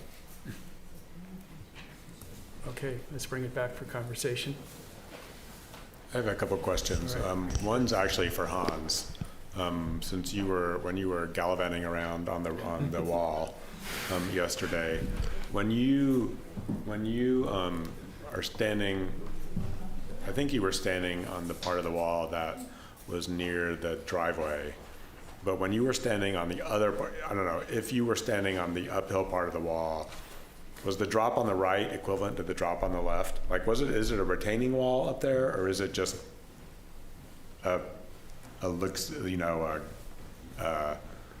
is it a retaining wall that actually retains dirt? This is the upper wall, not the rocks. Or is it just the same? Is elevation the same on both sides? Do you remember? Yeah, the elevation's basically the same on both sides, roughly. And so to me, it felt like more like a decorative element than a retaining wall. And then my other question, and I see Mary. And Mary, I have a question for you. And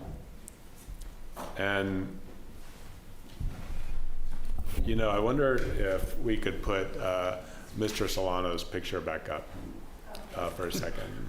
It's hard to keep up with. I'm afraid it does. Oh, you want me?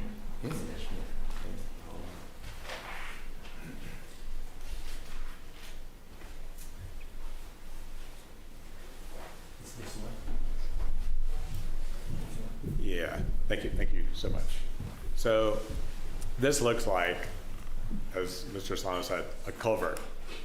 And it looks like we have built this culvert because there's a substantial amount of runoff going down the street. Is it, how much of an issue would, dirt getting into the culvert be? Like Mr. Solano stated that little rock retaining wall that's sort of on the left side, like next to the culvert with the garden wall, thank you, with those 5 or 6 sort of shrubs there, keep the dirt out of the culvert. I mean, is that true? It looks to me like there is some dirt that is escaping. I mean, I wasn't out at the site, but I'm assuming that there are plantings and dirt that are being held back by that wall. And if they were to remove it, and remove the vegetation, there's definitely a chance for it to slough off into the storm drain. So there needs to be, so my conclusion based on what you said was that there needs to be something there, and whether it's like to keep the dirt from sloughing off into the culvert, and whether it's a retaining wall or vegetation or bark unless you were mulch to or whatever. clean it up, yeah. Okay. The only point I would make while we have the picture up is, as I recall, that the slope of this thing is such that the water would be running approximately where that kind of like crack is, sort of 2 or 3 feet to the left of the dirt. And I understand that there are certain streets in town where you have significant runoff. I've lived in some of those streets, but there's a culvert right outside of my house. And like when I look at this one, I just feel like the water would be running pretty far away from like any kind of mulch you might have or bark, etc. So I was talking about, I guess I wasn't clear. I was talking about sloughing off coming from where the retaining wall is to the garden wall, and then not coming down the culvert, but perpendicular to the culvert into the culvert. Yeah, that's what I'm saying is I think the it's 5 feet of the 5 feet of right of way that is between the 2 walls. Like, does the garden wall protect the dirt in the 5 feet? Is a homeowner here? I don't think so. Has anybody well, I guess the person that's lived there forever. Yeah, we just had a comment from somebody who looks at it. Yeah, I mean, how far, if anybody lives around there, how far up does the water get if it's a big rainstorm? We don't know. Does anybody know? Well, I would assume, it could go to that wall. It could. You can go to the lower wall, Mr. Mayor, I would suggest. Yeah, I think so. I mean, most of our city is this kind of surface flow. and we do channelize it in some areas. We've got some underground pipes, but Javier, is that that's like a 10-inch pipe? That's a pretty big pipe that goes underneath. Is that first? Thank you. Pardon? She said 15. The pipe? 15 inches.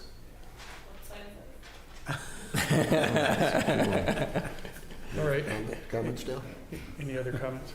Comments. Go ahead. So when I was out there yesterday, I was site visiting like a former planning commissioner, because we do that every month on the planning commission. And so what I looked at is I just try to understand the topography of the entire site. So I walked all the way down to the west end of the property and looked back, and this is a Bob Delves number, but I'm going to say over the 100 feet from the front of the property to the back probably drops 12 feet. It was certainly over my head. I mean, looking up, it was over my head. That's a lot of drop. I noticed the culvert, and well, Hans, I agree that maybe on one side of the retaining wall versus the other may have been the same, but they may have been a little different. But if you stand in the street and look at where the bottom of the house is, there's a topographical change of about 2 feet. So erosion is probably a legitimate concern, and as June said, I suspect this retaining wall is original. The fact that the Hans, the gallivanting wall, as we will call it in the future, is on the property line would lead me to believe that when they put this wall up, they thought they were on the property line. And we don't have an accurate survey, so I can't actually say it's not on the property line. So I'm going to say it's original to an historic house. I don't know that, but when I looked at that wall and learned that it was a 1940 house, if I could completely believe that that struck all this landscaping was original. And then June tells me it's the same stone and the same appearance as the fireplace, which of course we couldn't see. So I think that because this probably was part of a historic structure, because the retaining wall, we know it's at least on the property line, it just kind of goes back and forth a little bit.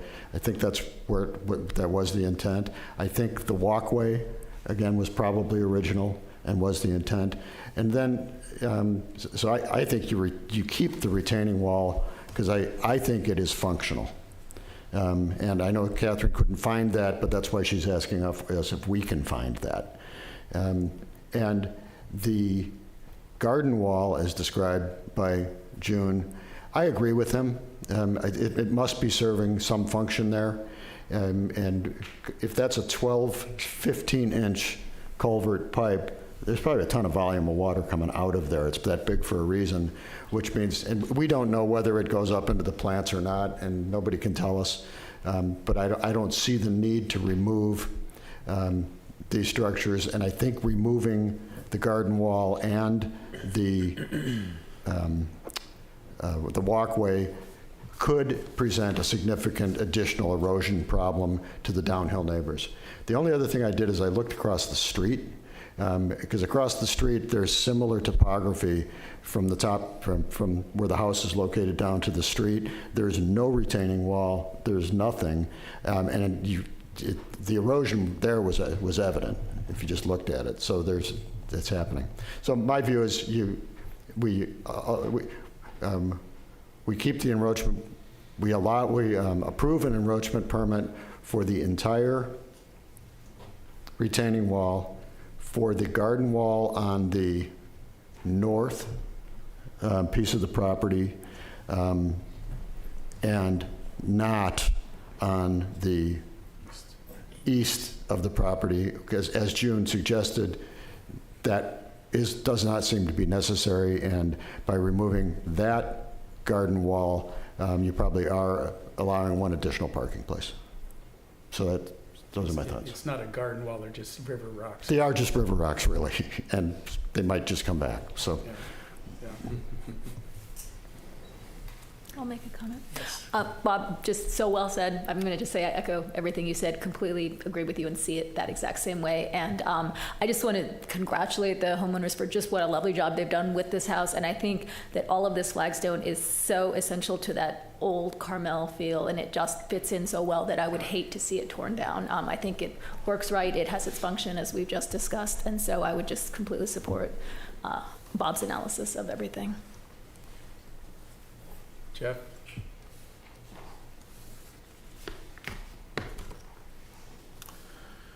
I'm 3/4 of the way there, but not all the way there.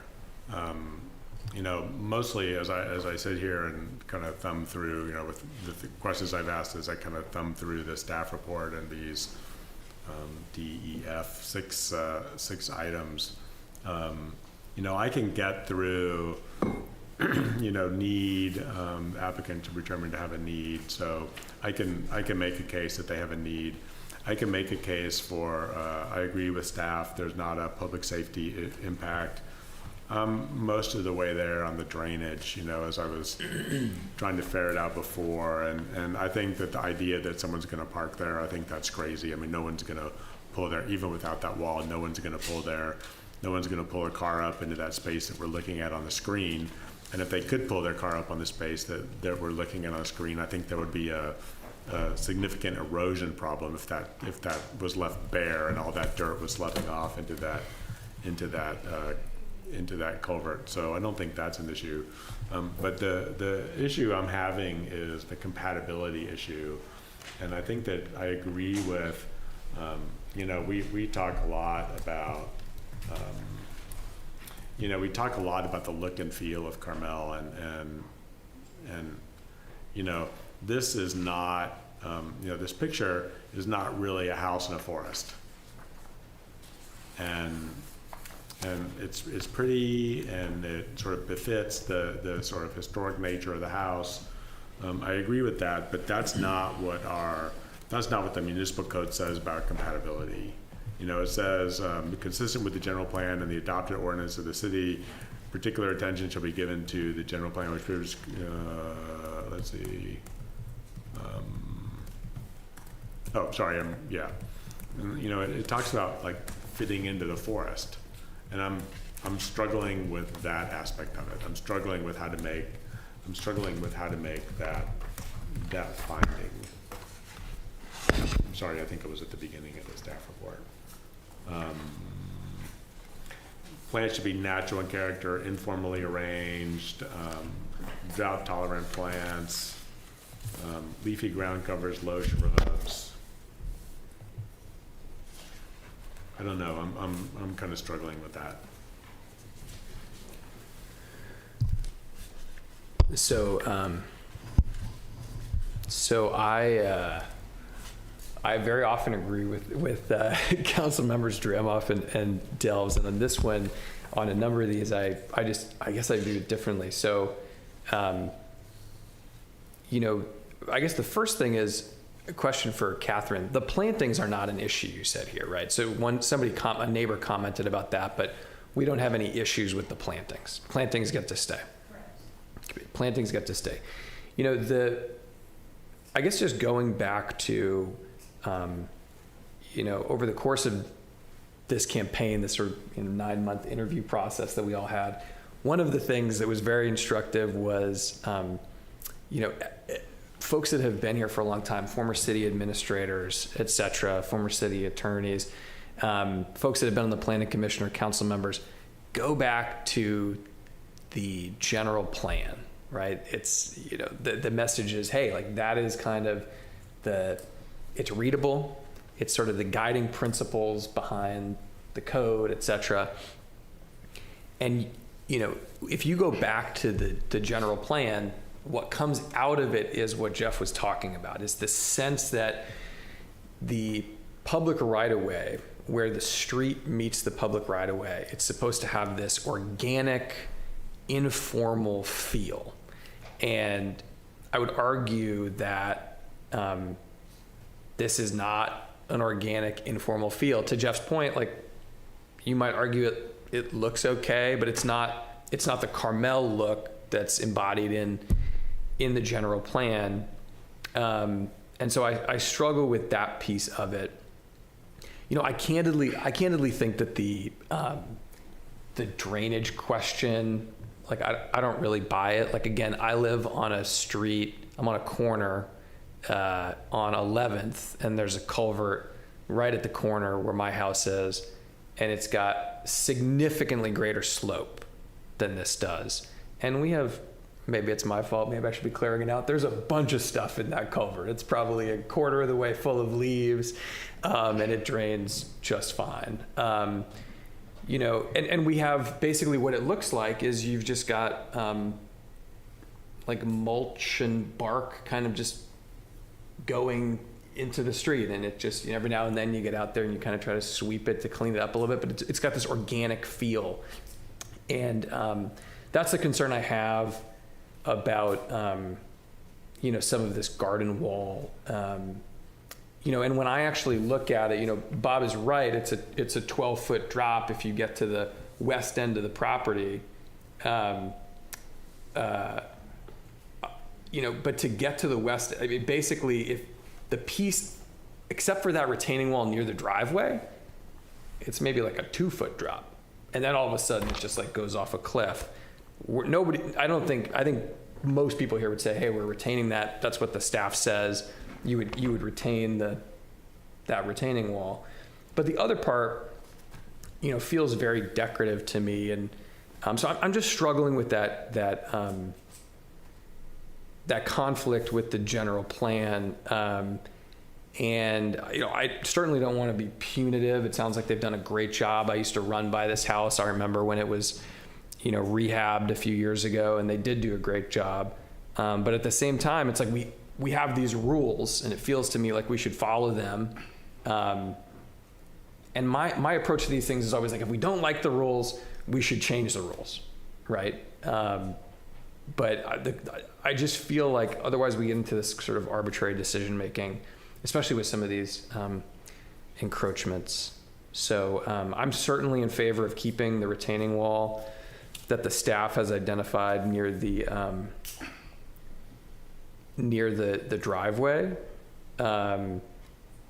You could potentially talk me into the retaining wall, you know, that they were basically trying to, you know, it kind of straddles the property line. Who knows if we have a good survey, like it's maybe off by 6 inches in some cases. You know, if we want to do that. But, you know, especially like this garden wall, I just, you know, that I don't think that's the look that's envisioned. And if we want to change that look, I think we can, but I'm not in favor of changing it on an ad hoc, one-by-one basis. Did that change your mind, Jeff, or are you still there? Can I offer something? Well, yeah, go ahead. Go ahead. No, just because these are good points. I want to react to them. So with the retaining wall, guys, you know, if it was 2 to 4 inches further onto the property line, we wouldn't have any say in this. Well, that's what I was just saying. Yeah, I mean, and honestly, I think if you start keeping part of the you know, what's being proposed by staff would keep a piece of that retaining wall, that historic retaining wall, and force the rest of it to go away. I think it's just going to look dumb to have just this one chunk of a retaining wall over towards the driveway, and the rest of it has to disappear. I think it is kind of punitive in this case. That's to me the biggest part is I just think, and as to the general plan, I don't think it's inconsistent with the general plan. Whether something is something that fits in the forest or not, that's opinion. I think this is a Carmel house. I think it fits in the forest. I think it's pedestrian scale. It's natural materials. The garden wall is made of Carmel stone. That's, you know, a classic Carmel material, and it's a natural material. And this would meet the design guidelines, even though the design guidelines were written 40 years later. So I think the retaining wall is part of that. If you want to get rid of the garden wall, I don't really care, because it's just a bunch of stones. So I think, you know, Hans sort of eloquently put words into what I think. I think that's, so it is, I think he, you know, and now I'm listening to Bob, and I think that there are two walls, and I think they're really different. There's the retaining wall, which isn't really a retaining wall, and there's the garden wall, which is really a pile of rocks, which is really a string of, not a pile of rocks, but a string of rocks around that probably does help the thing. But and so it's the garden wall that's much more troublesome to me than the retaining wall. Like I can get, So could but I would say, but hold on. Go ahead. But I would say, you know, to Bob's point, you know, there's this right here, general plan policy states, maintain and enhance the informal vegetated open space character of the city's right of way. And this is not that. Like, this is not, like, I agree, you know, I agree with, you know, with most of what Bob said, but this is not in, I don't think that this is in accordance with that statement. Like, it's not informal, it's not vegetated. And I know we have this stuff all over town. Right. Like, I know that we have that. This being the garden wall. The more formal, Right.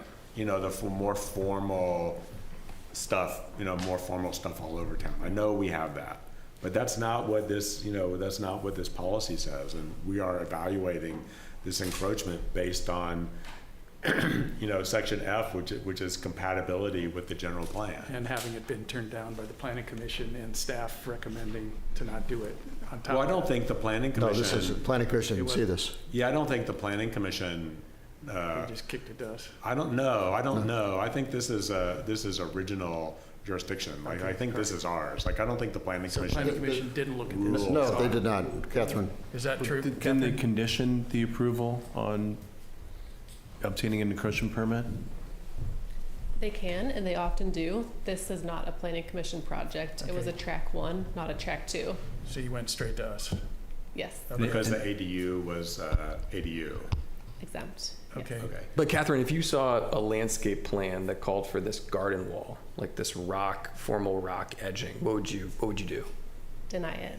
We're not permitted to approve rocks in the right of way. And since I'm up here, I'm absolutely following your terminology, but in the staff report and the images, I'm calling it a planter curb. That's a good word. Planter curb. This. Yeah. Yeah. Yeah. So All right, I'm so calling it a curb, but I understand you're all referring to it as a garden wall. I'm calling the other wall a garden wall. Got it. Got it. This, because it's not retaining earth here. Got it.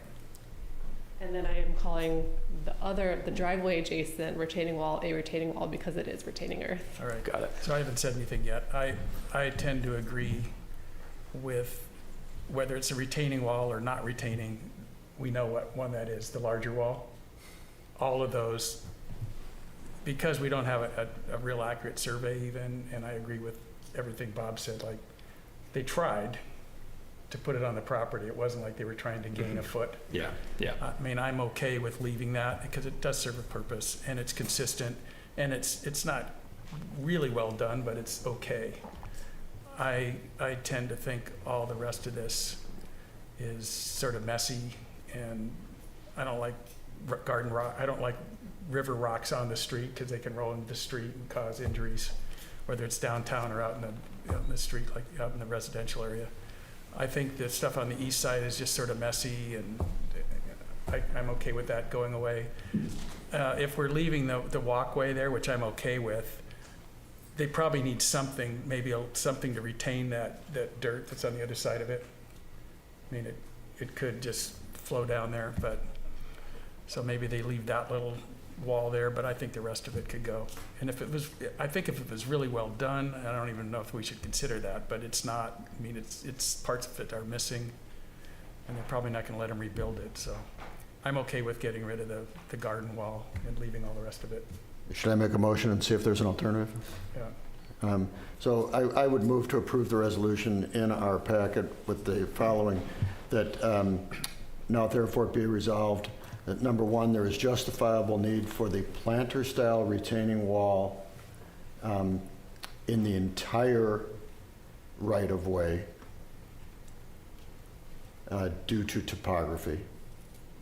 And then 2, there is no justifiable need for any of the remaining, I will say, you know, so the remaining planter curbs or, no, yes, just planter curbs. So there's no justifiable need for any of the remaining planter curbs. Catherine, Catherine, I welcome your assistance. Since you know this really well, tell us what we need to say. That makes perfect sense. And then what about the Carmel stone mortared walkway and the cement landing? Okay, how many, so this picture has one walkway on First, right? Is there another walkway? It's more of a landing on Santa Rita. But there's a hole punched in the retaining, sorry. There's a hole punched in the garden, no. Garden wall. Garden wall. Is there a hole punched in the garden wall? I'm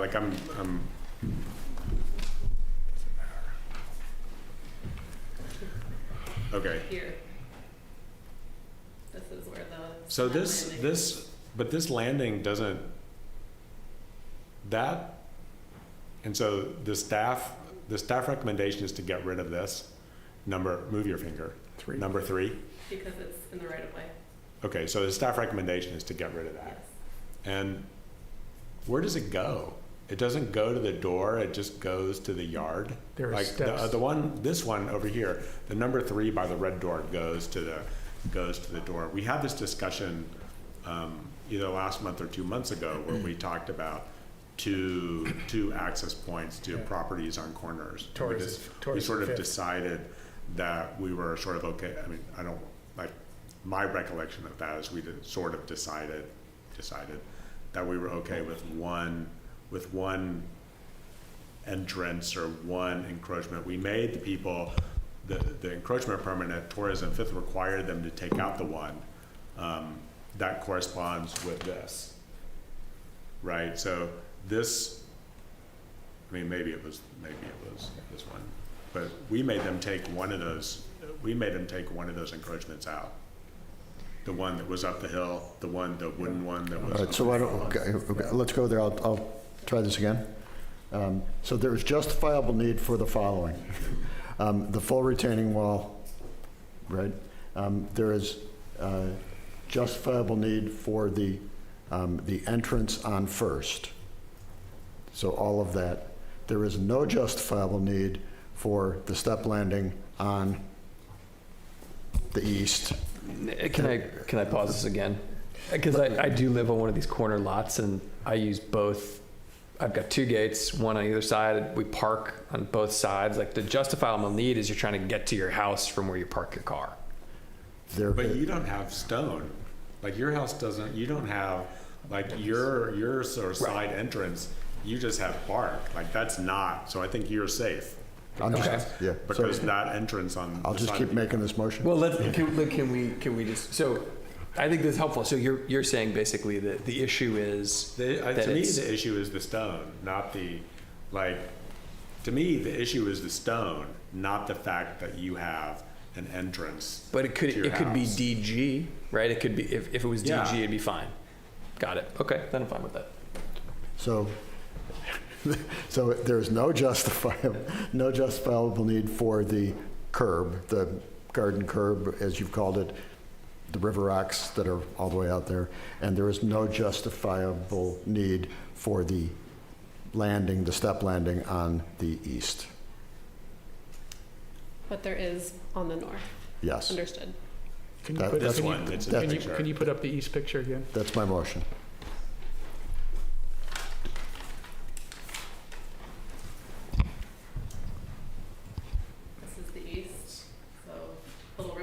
Planter curb, retaining wall, and there is a better picture in your staff report, the site photos, but there's just a concrete landing.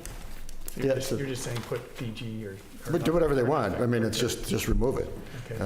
And look, the outcome of this is you're cleaning up the right of way quite a bit while you're keeping the retaining wall and access. And what about the stone? This here. Little return. The return to the front door. That is justifiable. That's my motion. And can they could they put a little wall there to keep the dirt from coming down on it? It has to stay the way it is. Okay. It is Okay. a little wall. The dragon's teeth. Okay, so they can leave that part of the, That's my proposal. okay, This part, yeah. right there. Yes, Yes. it's But justifiable. not, That's, Not the this rest. part, Okay. this comes out. All that's right. not This- justifiable. All right, you got that motion? I'll second it if we're set with Roll- it. Roll call quick before we change your mind. Councilmember Barron, Yes. Councilmember Booter, Yes. Mayor Pro Tem Delves, Yes. Councilmember Jeremoff, Yes. Mayor Byrne. Yes. Motion carries. All right, thank you, everybody. That was a nice discussion. All right. Yeah, let's take a bio break. We'll come back. Can Maybe it be longer? we'll shoot for Well, 10 a till, little but bit. we'll give you a couple minutes Can after. we just come back at 7? Okay, we'll come back at 7. We'll come back at 7. There are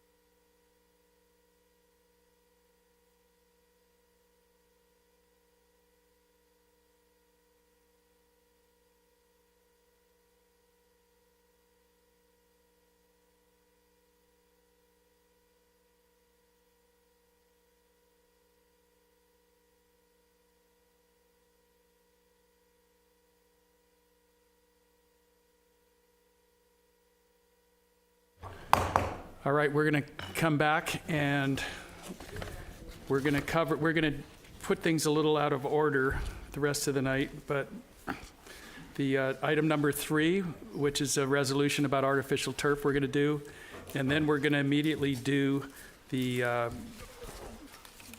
ordinance number 5, which is camping, and then we're going to do the Jensen case. So, because I have to recuse myself for that, so I'm just going to leave at that point. So if you could, my wife will be very happy with me after the last night.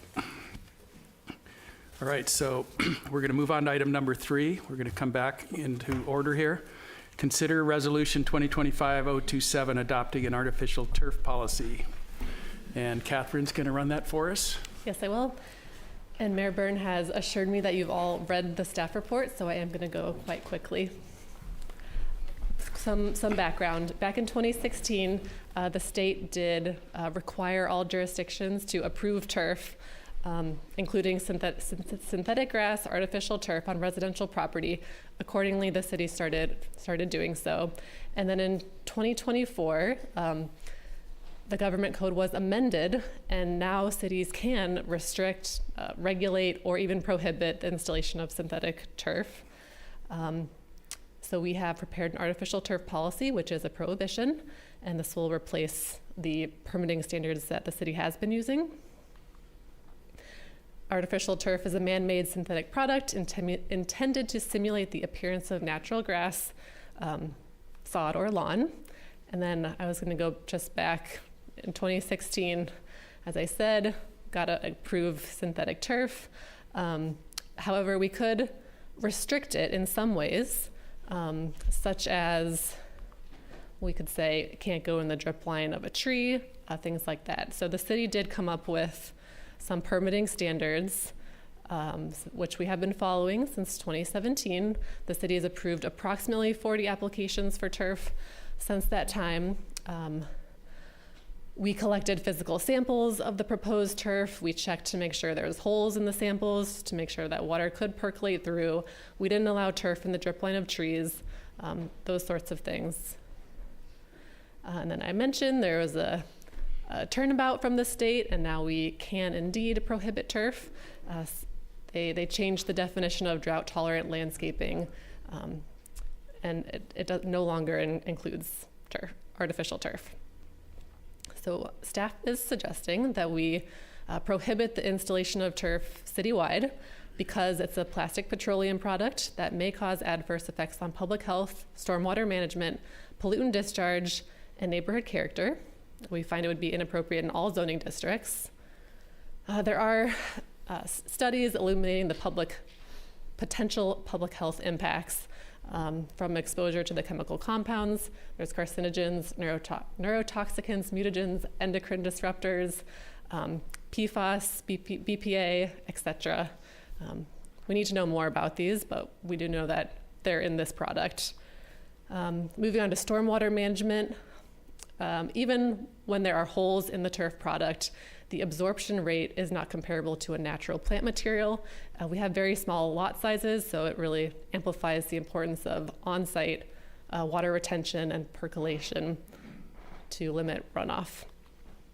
Pollutant discharge, there's all kinds of ingredients in this product, and over time it deteriorates, leaches into the air, water, and soil. Carmel Bay is a protected watershed, and our water flows right into the bay without treatment. So we do want to take seriously our stormwater management responsibilities. Turf is often landfilled, especially like here in Carmel, we're talking small amounts of turf. These are just going to be landfilled and not recycled.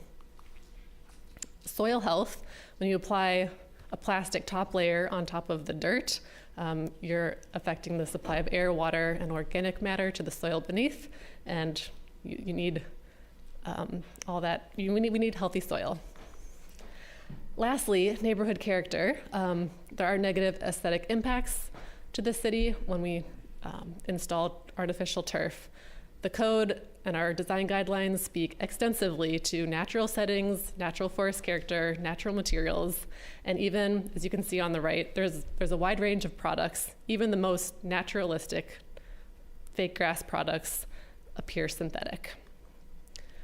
And then these excerpts from the design guidelines in the code really apply not just to artificial turf, but to real grass too.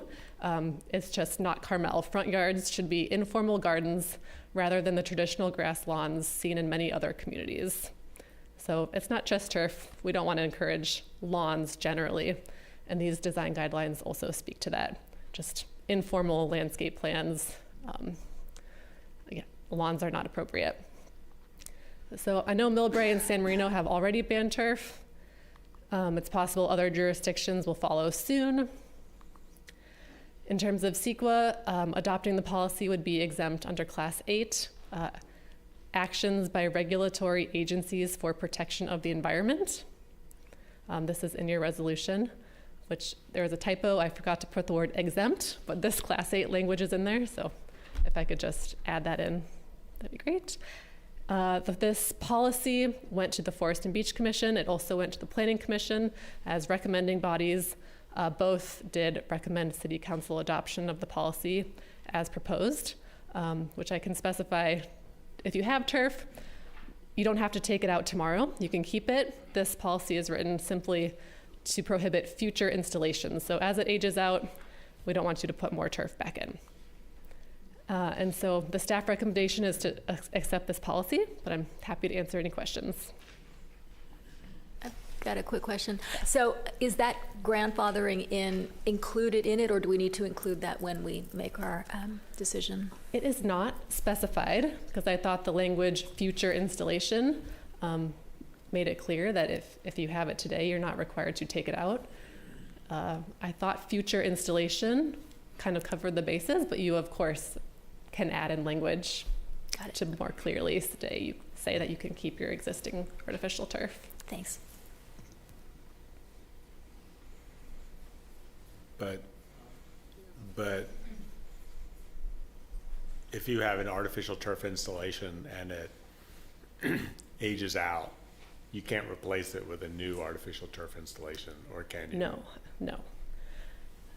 And we can pull up the policy, no future installation period. Okay, so they do not get. I got sent off the wrong track by Alessandro's question. That you do not. Your right to have artificial turf does not get grandfathered in.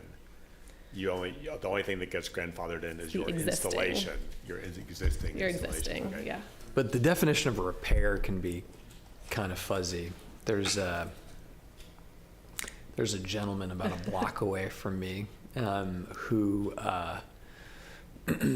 has in the public right-of-way, there was some degrading asphalt, and somehow I guess it got approved that it was a repair, and so they came out and they re-asphalted these huge parking spaces in the public right-of-way in front of his house. And so to Jeff's point, like where is that line? Like, hey, well, this section's degraded, and so I'm gonna replace that section. You're saying you just could never install new turf, period. That's what I was envisioning, and that's what I was hoping to capture in the language about future installation, but I'm open to revisions, certainly. Okay. I did some research on artificial turf, and the new products are certainly much better. They don't have the little granules of plastic and that sort of thing. But I talked to Brandon about this, and basically, you don't want any kind of turf, whether it's real grass or fake grass. That's really the point, right? Not just that a particular product is bad. So I got over that. I would really love it if we could attack the gravel issue, and I brought this up with Brandon as well, because the wood chips are a problem. First of all, they're not a good thing to do on the side of your house. If you have a dog, they're just a mess. But also gravel is very permeable, and it's treated as impermeable now. So I think we should really attack that right after this, if we could, somehow. I know it's not my purview, but I talked to Brandon, so I really would love it, because it's going to be a problem in the near future, just like metal roofs and some other things. So, but good job on this. Thank you. I'll say that gravel is in the municipal code as site coverage. It's in the definition. Yeah. So I can't come to you tonight and I know. change that. Yeah, I know. But I'm not this saying to is do not it in the tonight. code. It's unrelated. I just think it's, all these things are sort of piled on top of each other and causing issues for people. Yeah. So any other questions? We'll go to public comment. The only question I had was, you know, Catherine, like if my wife was here, she'd want me to ask this question. Like, what do you do when you have kids? Like, what does the landscaping plan look like for kids in town? If we're saying, you know, there's no grass and there's no turf, and you know, what does that look like? No, Definitely don't want grass in the front yard where you can see it, where it is a lawn. But I do know that our environmental compliance department has suggestions for more native grasses that are more tufty, and you wouldn't need to use pesticides on them, and they wouldn't look like a putt-putt lawn. So there are like grass alternatives that still offer like a play area, but I think what the city is envisioning is as forest-like as possible. So native plants, low ground cover, kind of thing. You can get natives grass to look, over time, if you keep them short, they can look like regular grass, and they are native. All right, public comments? Anybody have anything to say about this? Anybody online? There's no hands raised on Zoom. All right, we'll bring it back. I think we already had a conversation of sorts. Yeah, I just have a question. So I would like to take you up on your offer of a minute ago. So unfortunately, you sent me down this rat hole. Let's make About it specific. the grandfathering. Can you point that out in the policy? So I was okay until I wasn't okay. The grandfathering, the language that prohibits, as we talked about, the fixing of an artificial turf, the replacing of one artificial turf installation with another artificial turf installation. There's no language in the policy about grandfathering. The language is future installation is prohibited. Where's that? Can you? So I have the policy. I have the policy on page 34 of the packet, right? This is the policy prohibiting the installation of artificial turf citywide. Where is the While language? the council deliberates, I can look for the word future installation. Oh, I can probably do that too. And if we don't find it, we can add it, or add whatever grandfathering language you want.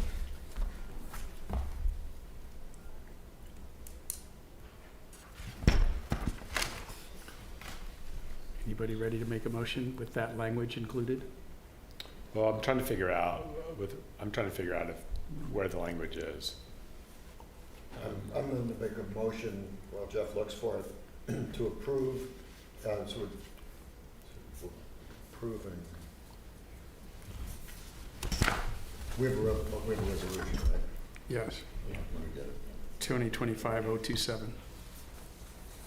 Approving a resolution which approves the policy. Got it.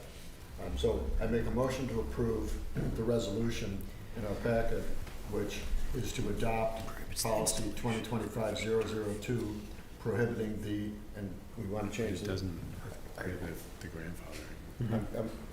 So I'm adding the words future. So in the resolution, let's add the word future. So the motion I'm making is to adopt policy 2025-002, prohibiting the future installation of artificial turf in all zoning districts. And then in the policy itself, Jeff, did you want my motion to include any wording changes to the policy itself? Yeah, so let me read this to you. Take a pause on the policy. It says, as such, in accordance with SB 676, the City of Carmel-by-the-Sea prohibits the installation of artificial turf. And so I think that's so there's no, I don't think the future, it doesn't say future, it doesn't reference replacement of one installation with a different installation. So can you suggest, like, I'm gonna look to you, and I'm gonna put you on the spot, or Brandon or Anna, suggest some language that prohibits the installation of artificial turf, or insert phrase here, I the think replacement adding of future helps. Or It's the, not, re- it's not quite, it's not quite there.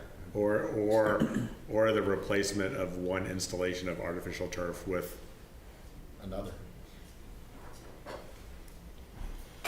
like, Hello. You're so tall. Okay, so the language currently says, oh, I dropped my glasses back there. Okay. We could add, thank you. We could add, the City of Carmel-by-the-Sea prohibits the installation of artificial turf in cases where artificial turf is existing. The city recognizes that is legal non-conforming and therefore cannot be replaced in kind or with similar material. Yeah. Almost there. I think that's legal, that's planning commission legalese, and is that okay? Like, Yeah, you declared it legal non-conforming. yeah, I And think legal non-conforming is in the code. wordsmith that so it's understandable to Generally. the average person. so you declare it legal non-conforming, which means that when it comes out, it can't be replaced. Correct. Yeah, that's what we're after. Everybody, all the staff members are in agreement that that's okay, since I'm out of my element. All right. But what about my example of the guy who's repaving the public right away? I mean, if somebody's like, well, I'm just repairing it, and they're repairing it extensively. That's not this ordinance. This is just artificial turf. Right, but it's. So excluding repairs. What's that? You could add excluding repairs. I'm okay glossing, I'm okay like giving up on Hans's example and catching 95% of. I mean, there's only 40 of them, so. 95% of All right, fish. let's get the motion going. Yeah, so that's my motion. Okay. Everybody know what the motion is that we're voting on? All right. Do I have a second? I'll second it. All right, roll call. Councilmember Barron? Yes, could you email me a copy of the policy after after Dale signs it? Could you email it to me? That was a yes. Yes. Councilmember Buder? Yes. Mayor Pro Tem Delves? Yes. Councilmember Dramoff? Yes. Mayor Byrne? Yes. Motion carries. All right, nice job, Catherine. All right. There was just one little typo in the reso in the third recital that I'll catch with you, Nova. It said the number 2017 to 20, it said 2014. Mr. Buder caught it actually. We'll just change it to 2024. I believe that was the correct. All right, so we're going to move on to item number 5. It's ordinance number 2025-001, amending section 1.04.010 and adding sections to chapter 12.36, camping on public lands. And our city attorney, Brian Pierrick, is going to present this item in a succinct and quick but clear way. Thank you, Mayor. So there was a case decided last year by the United States Supreme Court. It was the City of Grants Pass, which is located in Oregon. And in that case, the Supreme Court upheld the constitutionality of the city's camping ordinance, which prohibited sleeping on public sidewalks, streets, or alleys, camping in public places, and camping or overnight parking in city parks. So in light of that court decision, you have before you a proposed ordinance which provides a more detailed definition of camping and active human habitation that is found in Exhibit A to the agenda. And the phrases are added to Section 1.04.010, and A and B are the added sections. And then, in addition, there are sections that are added to Chapter 12.36 that are in your packet. The only change I would add to that is with respect to Section 12.36.030C. That should read, enforcement officers shall comply with the City of Carmel-by-the-Sea Police Department policies regarding the personal property of the unhoused. So that is the ordinance. The ordinance is being recommended because it would update the city's municipal code in light of recent court decisions. And I'm available to answer questions. Any questions from the council? Hearing none, I'll open it up for public comment. Anybody have a comment? Anybody online? There's no hands raised on Zoom. All right. Anybody have a comment or want to discuss this? I think it's pretty clear. All right. Let's take a vote. Well, Oh, we're not going to vote. This is Request, recommended. This is just a reading, right? Well, first, we need to request that the city attorney read the title of the ordinance. Yeah, go ahead. Okay, and I'll take that as a request to read the title of the ordinance. Please read. It's ordinance number 2025-001, an ordinance of the City Council of the City of Carmel-by-the-Sea, amending Municipal Code Section 1.04.010 definitions and adding sections to Chapter 12.36, camping on public lands. All right.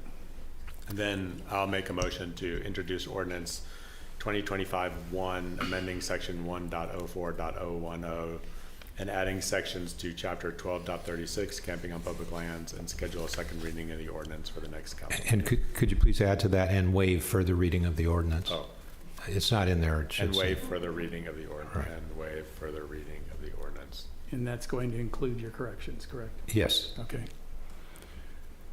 Do we have a second? Second. Roll call. Councilmember Barron, Yes. Councilmember Booter, Yes. Mayor Pro Tem Delves, Yes. Councilmember Dramoff, Yes. Mayor Byrne. Yes. Motion carries. Thank you, Brian. Good idea. And so I have to recuse myself for the next item because I live 280 feet away, and that's closer than 500. So I'm going to turn this over to Mayor Pro Tem Delves, who will finish out the evening, including the Jensen case here. Thank you.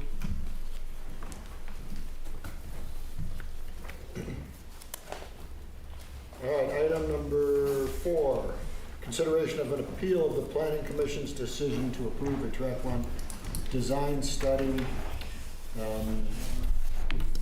etc.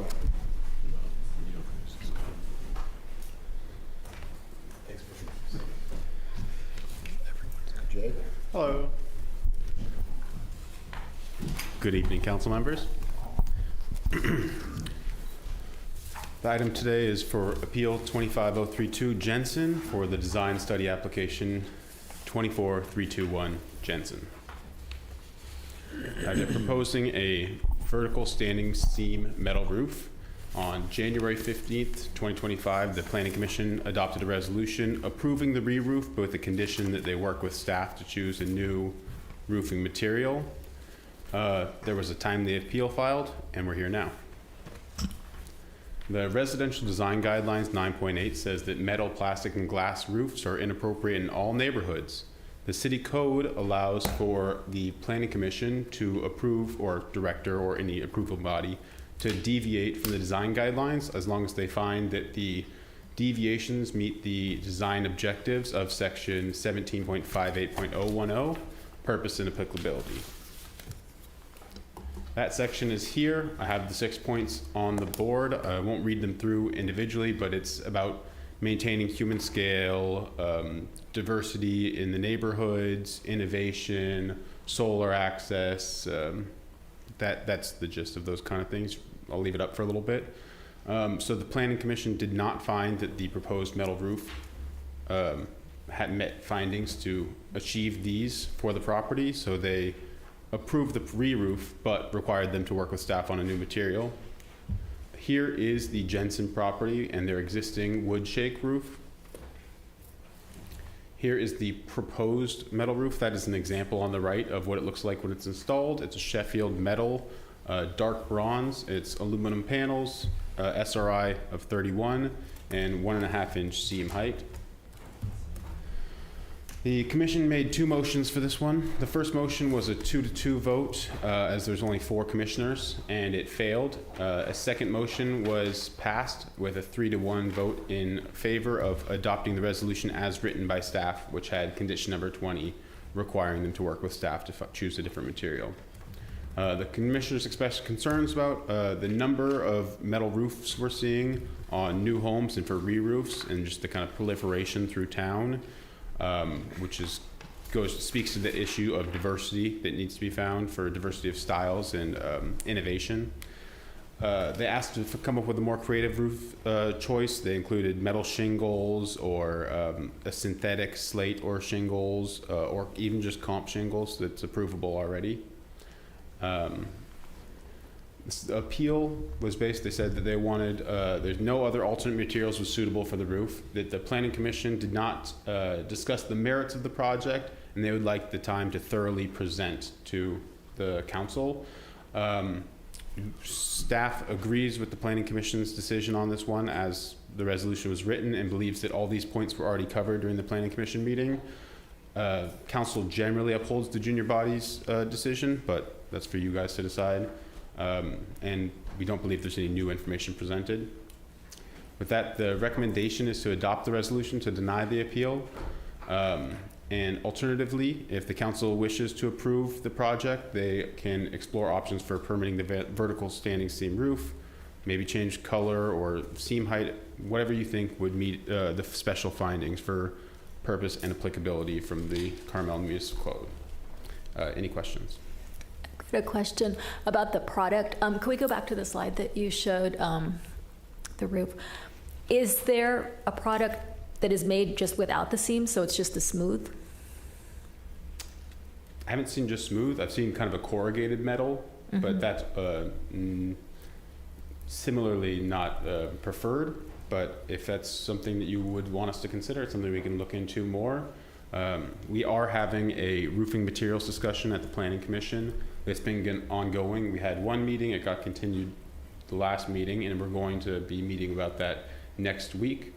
We didn't see any flat. There's kind of metal shingles you can get that are both rounded or flat, but it's not just no seam.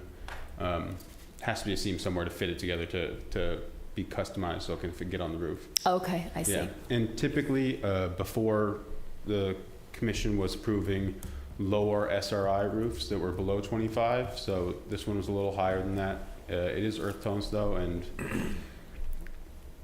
yeah, there's Since you mentioned the SRI, can you explain that to the public just so everyone gets an understanding of that? It's a metric that's been used to review the roofs. It's the solar reflectivity index, I believe, is the breakdown. It's about how much light is reflected back off the roof, not necessarily just as glare per se, but more actually about the insulation factor of it. So if something is, say, just stark white, it would reflect a lot more of the light and therefore better insulate the property. While it's darker, it does act as less insulation for the heat because it absorbs that heat, but it also reflects less and creates less glare. So it's a kind of combination of the two. Okay, thank you. Any other questions for Jake? Yeah. So in this roof, so this picture shows a roof with an SRI of 31. So what would make the SRA, how would you change, like I'm still not quite understanding what SRI is, so how would you change this roof to get from an SRI of 31 to the Planning Commission's SRI of 25? Specifically Sheffield metals, their dark bronze color is a little bit darker, and it is below 25. Is it just darker? Darker makes it? That seems to be the correlation, yeah. So when we have so when I look at this picture, you know, the gray roof and the whatever color that is, yellow don't seem to be really contrasty. But when you install, like if you put an SRI 25, if you put a dark brown, a bronze colored roof on it, we start, like a couple of years ago, we had an appeal over on Guadalupe. Do you remember? It was the White House they went through a couple of metal roofs and then they installed that black. They installed the really black asphalt, and we had a conversation about contrasty houses, like where the wall of the house is so different from and they seem to be popping up. They seem to be popping up everywhere. So why, like, this roof is an SRI of 31, and that seems to be like sort of jumping out of one frying pan and into a completely different fire.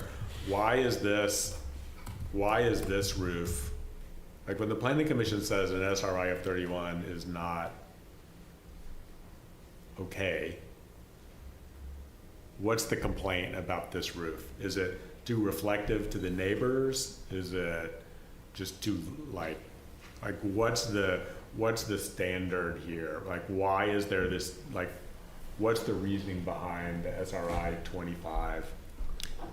I believe it is just the reflection to the neighbors. You know, when you see a bunch of glass or a metal house on a hillside and the sun's hitting it just right, and it just kind of shines it at full force towards you. That's, I think, the thought behind it.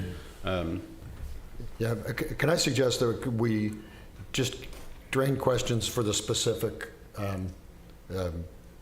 things that Jake has presented, let the applicant talk, because I believe they may be talking about SRI, and that we come back and discuss the merits of SRI and some of these other things, perhaps after we see what they're suggesting. I think that makes sense. And also, it is something that there is some issues with the high contrast modern farmhouse look. It's something that's we're aware of, and it's something we're discussing in the roofing discussion as well. So it's okay. The policy will be getting updated. But I think you're on to the real thing, Jeff. Don't mean to cut it short, but other questions for Jake? I know I've got one. Yeah, I had a couple. How does the 1.5 inch seam height, and then I guess it's the 16 inch sort of width between the seams, how does that compare? Is that standard? It's about that. There has to be some kind of seam height because they're mechanically put together when they're assembled. Generally, what I've seen is basically just two options. For seam height, it's either 1.5 inches or about 2 inches. I haven't really seen down to one. It may be possible, but 1.5 to 2 seems to be pretty standard. And then for panel width, I've seen 16 inches and I've seen 18 inches. So similarly, it's those two seem to be the most common. There may be ones that are wider or more narrow, but that's what gets presented to me. Okay.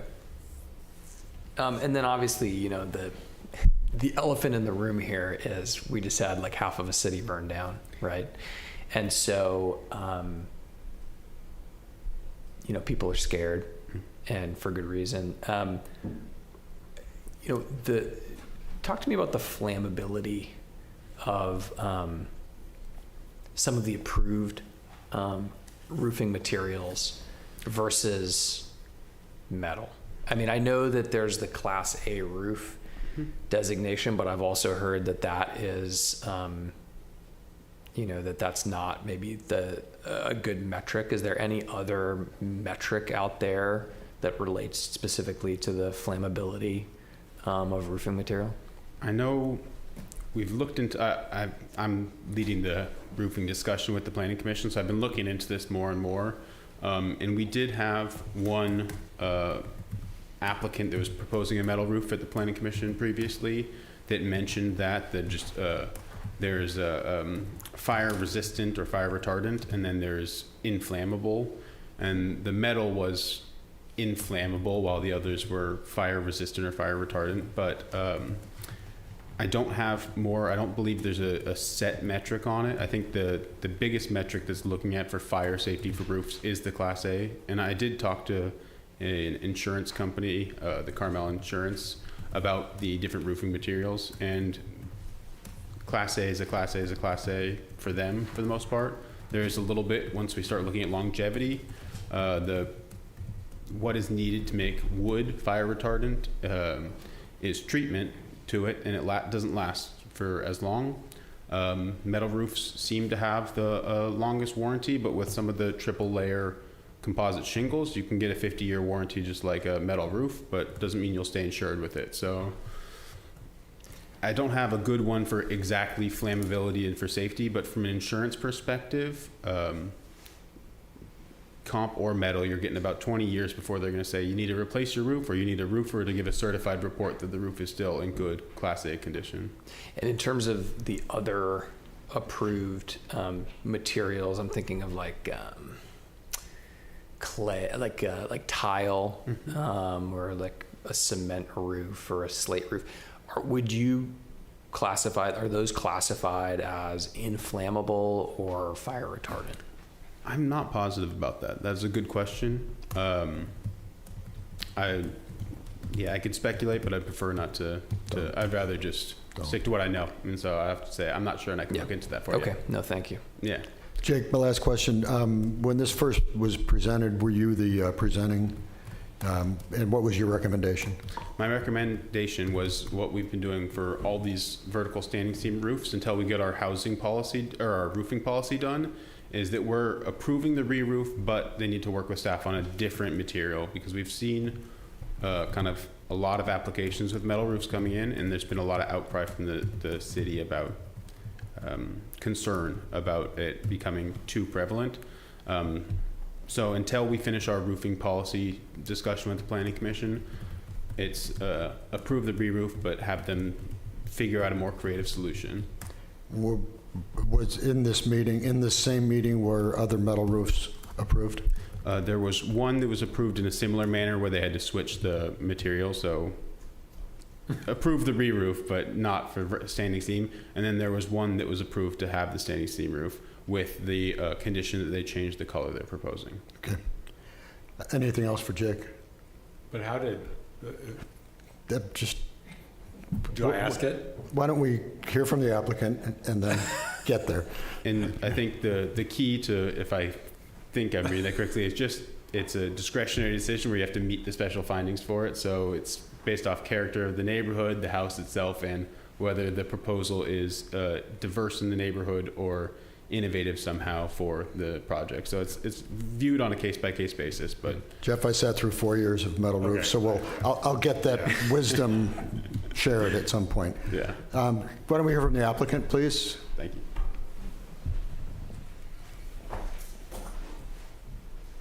May I just make one correction, because Absolutely. Jake, you kept saying dark bronze. It's medium bronze. No, I'm saying dark bronze is the one that's below 25 SRI. Yes, but when you said we were specifying dark bronze, it's not. We're medium bronze. It's very different. It's like difference between like dark chocolate and milk chocolate. All So right. can we just, is that all right that we clarify Yes. that? No, you have the floor. Medium bronze, thank you. Okay, thank you. I'm Missy Jensen. My husband JD is here. We needed a metal roof a year ago and have been respectful of the city's requirements. Because we asked for a metal roof, we were required to appear at the Planning Commission in January. We are here in person, representing ourselves, to appeal that decision because there was no discussion about how a metal roof applies to our particular house. At that meeting, one metal roof was approved, and then two commissioners stated that they were not prepared to consider any other cases because the current rules are obsolete and they could not make an informed decision. At that meeting, 16 of 17 commenters, many of whom were prominent architects, spoke up in favor of metal roofs. We had 9 letters of support from our neighbors and the community, and now we've received another 17 letters. We spent months researching roof options, and we chose a metal roof. We're not interested in spending hundreds of thousands of dollars on an experimental roof product. We want a proven solution that will last our lifetime. A metal roof suits our style. It is compatible with the timeless design of our home and the natural materials outside and inside our home. It is authentic. It is non-combustible. It's an environmentally sensitive choice. Because of the structure of our house, which our contractor can talk about, none of the other solutions were workable that the city said were alternatives. The only one on the list was a synthetic petroleum product, which does not perform well in fire.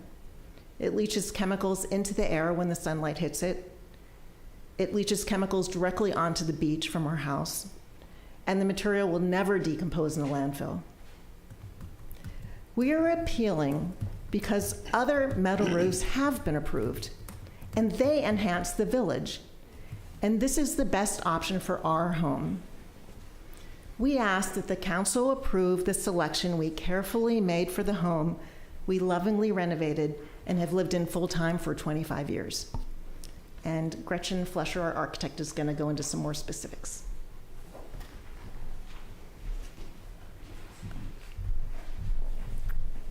Okay. I've got pictures.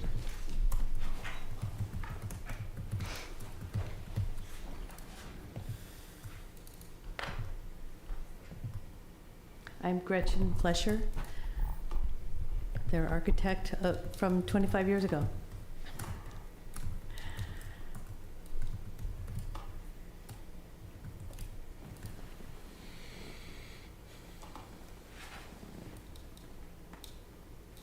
Okay, what's the game plan here? How do I advance it? It's a PDF, so I'll just... You'll do it for me. Okay, great. Okay, first slide, there's a precedent for metal roofs in Carmel.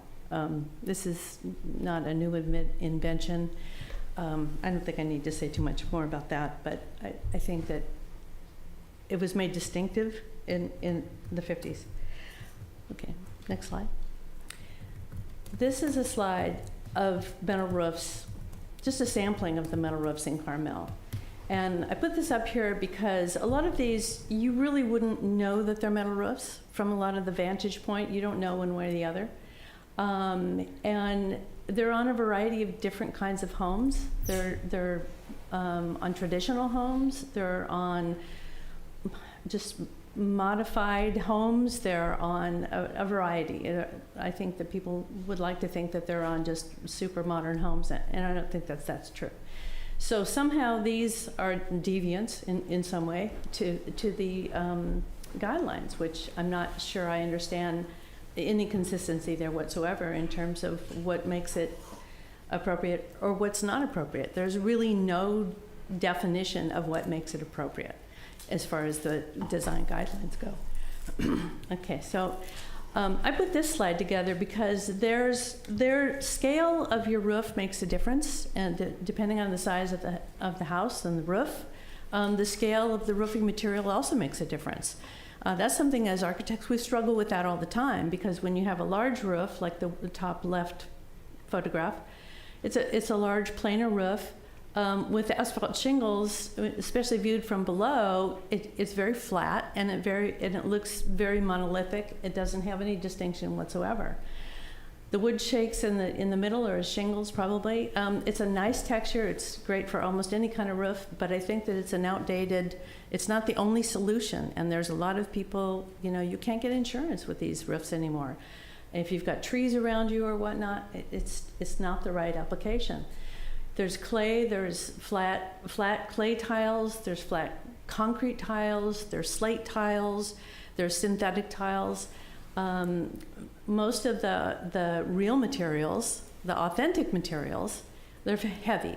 And so re-roofing houses with those materials is really not appropriate. I mean, most cases it doesn't apply unless it was replacement of a heavy material, because it affects the structure.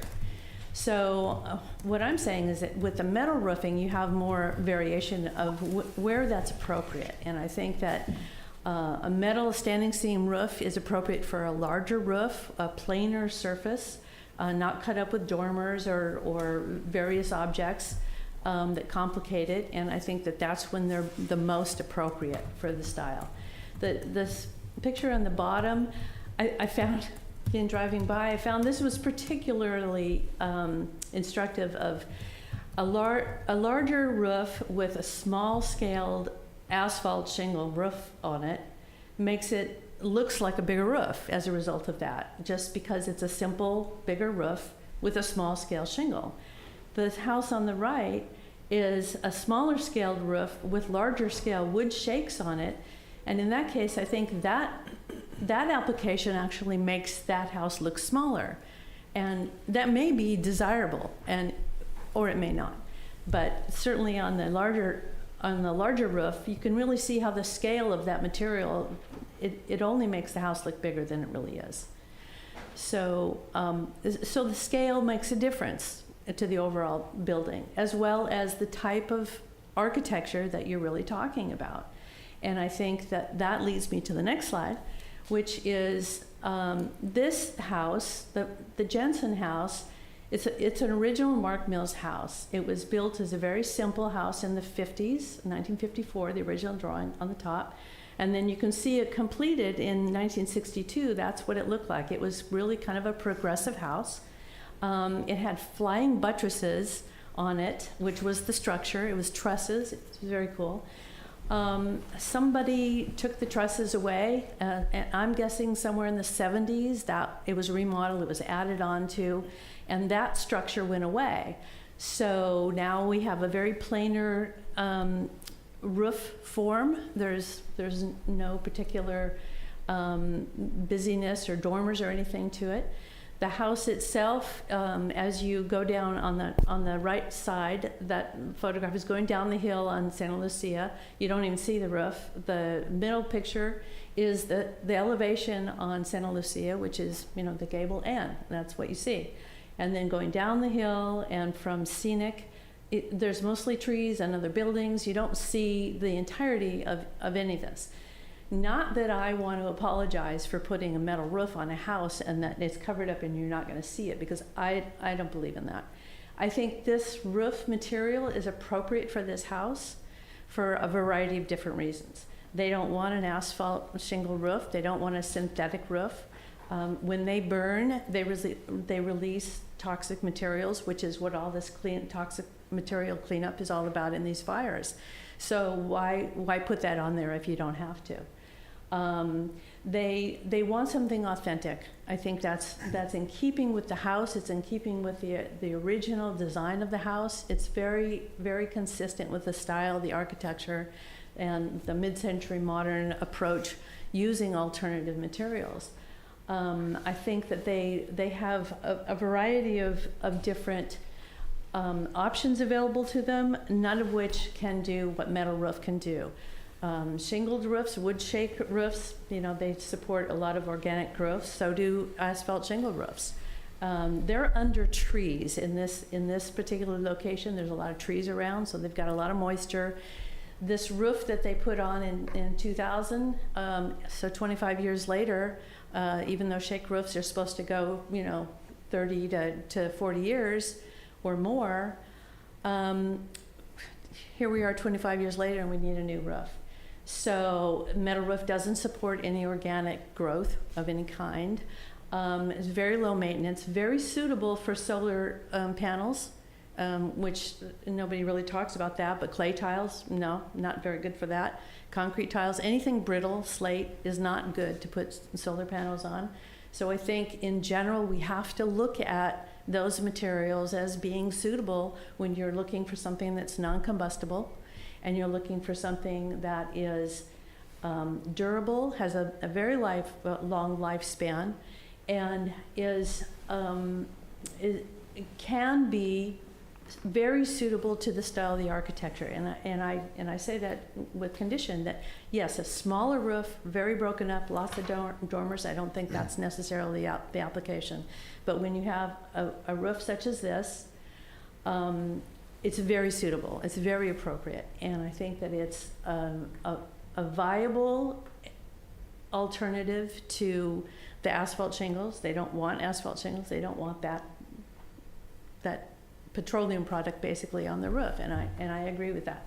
If we're going to the trouble of saying you can't have copper gutters and downspouts, why wouldn't we be saying that about synthetic roofing? That also, you're talking about turf, which is basically a petroleum product, and you don't want it. Well, you've got the same problem when you have a lot of these roofs. The other problem with the newer synthetics is some of them, they're still testing them. Especially the flat tiled ones don't hold up very well. And what happens is that the companies go under, then the owners are left without any warranty or any materials for repairs. So in my lifetime, I've had about 3 or 4 projects that have gone through that, and I understand they don't want to experiment, and I don't blame them. Why should they experiment? They would love to put a roof on this house that will easily last their lifetime and be a very handsome roof for the building. I think it would be a very handsome alternative. And I think there's a big misconception that everybody's going to want a metal roof. I don't think that that's appropriate to think that, because they're not inexpensive roofs, and I think a lot of people, you know, they don't particularly have the same sensibility as to what the scale of something is on their roof, or the desire to have something that they, you know, it doesn't necessarily fit their style of housing. And I think I think it's up to the Planning Commission to really get educated on what architecture style is appropriate and what is not particularly suitable. So from that standpoint, I think that, you know, that there needs to be a policy written. I don't want to get into the policy of all that, but I think for these people, for this house, the Planning Commission didn't have the time or the energy at that point to have that discussion, and they didn't even have the opportunity to discuss the merits of the metal roof for this particular house. So what we're asking for is the approval to the appeal of the Planning Commission decision for the standing seam metal roof and the color that the medium bronze, which I will make some comments about the SRI since there's some discussion about that. Basically, that's an index that they use for heat absorption. Basically, that's what it was generated for. So a black roof absorbs the most, and a white roof reflects the most. So that's what the SR index is really all about. It's not a visual reflective nature. That's not what the index tells you. It's really for heat. So if you think about, it's a dark roof, a black roof, so all the lower, below 25 SRI are going to be black, charcoal, dark, there's dark blues and dark greens that meet that criteria. So that's not necessarily a visual reflectance. That's not really what it is. It's really heat. So, and if there's any other questions, I'm more than happy. Thank you. That was a really, really good overview of metal roofs, as good as I've heard. Questions for the applicant? Oh, come on. Yeah, I had a question. This specific roof that you're proposing, recognizing that we don't have a good metric for shininess, glossiness, but if you had to just describe it in layman terms on the continuum from like matte to glossy, think paint, where is this roof? So this is it's a medium bronze. So it's really I'm going to say. But I thought that was the color. It's the color, but so the SRI index is what, 31, right? Isn't that what you said? It was 31. So anything below, I think that there's a standard below 40 is a low SRI index, and so it's really the color. It's not, because it's not shiny. That's my question. It's not shiny. Forget the SRI thing. My question. There is no index for shininess. Right. There isn't. No, there's but if you put this in front of me, is it going to look like shiny metal or matte metal or somewhere in between? It's going to be a matte metal. I mean, it's a matte finish is what it is. If you were to go to like a copper, or, I mean, there's a shininess to copper, okay, but all these painted metal roofs basically are matte. So there really is no index for the shininess of it. And the lighter the roof is, obviously, the more it reflects light. So and I think I had shown one picture in there that it was a lighter color, it was a light gray. And so, it appears lighter, but, so does a slate roof. So, it's just like, when do you say that's appropriate or not? And to your point about the high contrast, well, that's for anything. I mean, if a house has an asphalt roof on it and it's a black asphalt and they want a white house, I mean, those are things you're already considering in terms of when you have the design approval. So those are taken into account. So in our case, it's a medium bronze. The house is a natural color. It's not dark and it's not light. It's really kind of in the middle. So I think color to blend in with everything else around. Yeah, and there's stone and whatnot. So it's all pretty natural material colors. Other questions? I've got a quick one. So at the Planning Commission meeting, I'm gathering you went third in the other two were debated longer, and then they just sort of cut short your time, or can you just? Well, the first one, they approved it, and then after that, I think that they just didn't have they didn't have enough information about metal roofs, and they didn't know how to make those decisions, when it was appropriate, when it wasn't appropriate. So there was a little bit of conversation in the second one, but the time they get to the third one, it was just like they were done talking about it. And, you know, understandably, it was just like, you know, we don't have what we need to even have this conversation anymore. So it was unfortunate, because a lot of that meeting had been about metal roofs. So, but they were just not visually able to see how one house was appropriate and one house wasn't. I think just, you know, some language and some examples of, you know, when well, I'm all about scale, so, you know, when it's appropriate and when it's not, and style of house. I think, you know, they just didn't have any information about that. Thank you. So it was confusing. Thanks. And rightfully so. Thank you. Is that it? That's it. Thank That's you. it? You sure? I don't know. He's kind of looking at me like, maybe I have a question. He always looks like that? Yeah. I'm sorry, Jeff. Okay, all right. So I'm going to close public comment, and I'm just going to do something a little, Jeff? Wait, I think we. Oh, I'm sorry. Public comments. Sorry. Good evening. My name is Rob Nicely. I'm with Carmel Building and Design, and we did the remodel in 2000. So I have significant knowledge of the structure, and they just wanted me to speak to the structure. And because the notion that of the options that are available, several of them are heavy, and you guys may or may not know that all roofs are designed, engineered to have a certain live load and dead load. And so if you design a house and it's designed to have a light roof, there's some options that you can't have in the future without re-engineering. Gretchen mentioned that this house used to have what she called the flying buttresses. Those were, the tension of the ends of those was meant to keep the middle of the roof up. And when they cut those, then there's a better chance of the roof falling down. I'm sure that they remediated in some way when they did that. But the fact of the matter is that this house where the roof and the ceiling are the same structure, it's a pitch ceiling.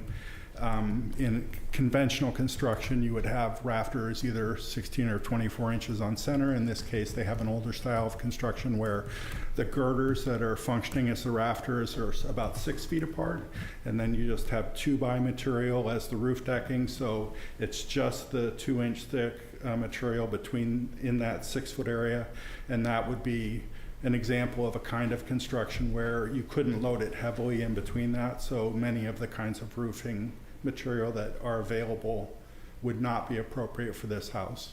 That's all really I have to say.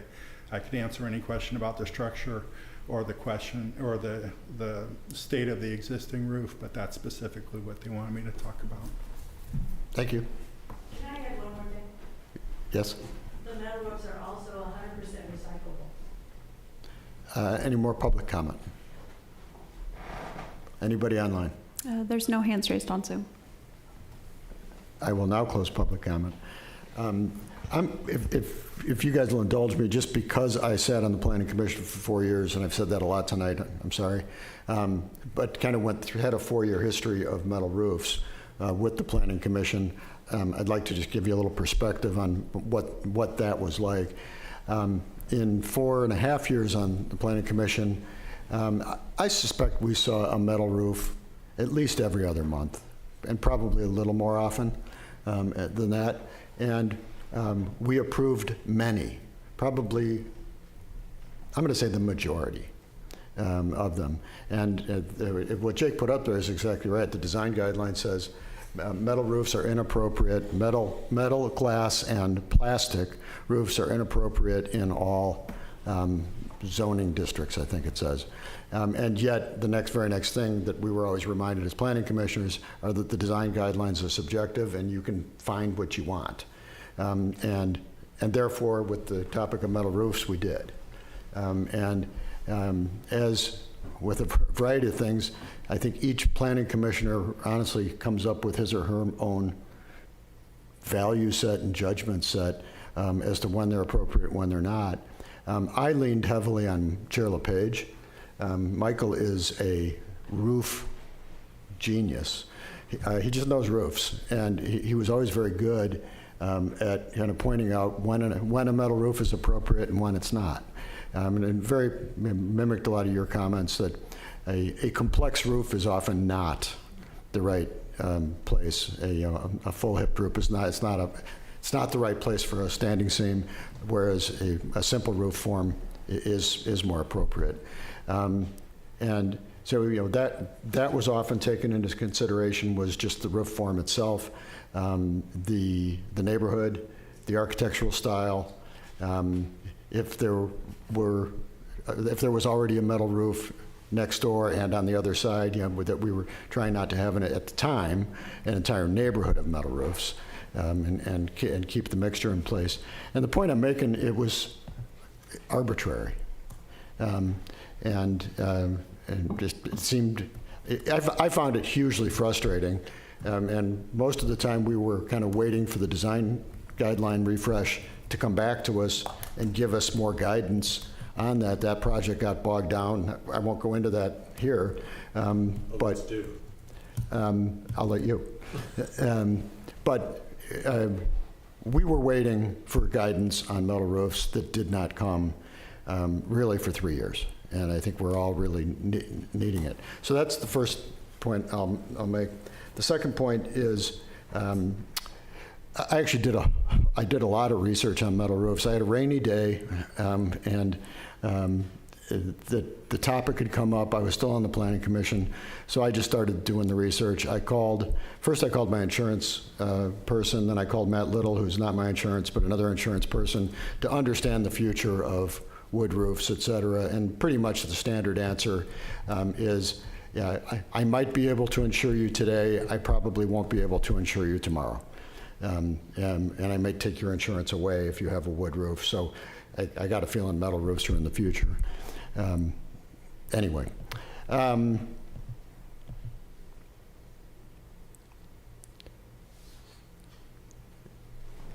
Yeah, I think that's just what I wanted to share. It was the background, the arbitrariness. Oh, the last thing is, I did watch the Planning Commission meeting. And I don't know if you guys did, but I found it somewhat as described. It seemed like Chair LePage was trying, I think, to start to move in a change direction of supporting metal roofs. I think he had kind of, in his own mind, gotten there. I think he was supportive of this one. That's why I mentioned him before. I think it was a long meeting. I think they kind of ran out of gas. I saw that happen to us last night, so I'm not being critical. It happens. And so let's open it up for comments. I have specific comments, but I'll go to the end. Yeah, I watched, the funny thing about watching the meeting was, since we can't watch them on the city's website now, you have to watch them on YouTube. And so when you look at the Planning Commission agenda, when you start watching a 4 or 5 hour meeting, you have to sort of guess where the agenda item is. And then when you pop into the middle of something you don't know, you have to figure out which agenda item it is and try and move left or right to get to where you want to go. And I was surprised, given this item's position in the agenda, how far to the right it was. And when I went back and looked at the agenda, I noticed, like you surely did, that the beginning of the meeting was consumed by, an hour-long presentation of metal roofs. And so there was a somewhat a moderately contentious, as everything here is in this community, decision about metal roofs. And then after that, there were 3 metal roofs. Mm-hmm. And I think I agree with what I heard Bob say, which is there was just fatigue on the part of the commission. And so when Ms. Jensen says the Planning Commission didn't discuss the merits of the project and we would like to have an opportunity to present them thoroughly, that's exactly what happened. Like, that is what happened. And when, we all, I think I speak for only myself, but I'm pretty sure this is shared, we don't like sort of reviewing nobody likes reviewing what junior bodies do. But procedure, errors on procedure are much easier to sort of review than errors on fact are. Like this procedure was bad. And so I have some comments on, the procedure, about, I don't know, 8 or 10 years ago, I think before Brandon was here, way before Brandon was here, the Planning Commission used this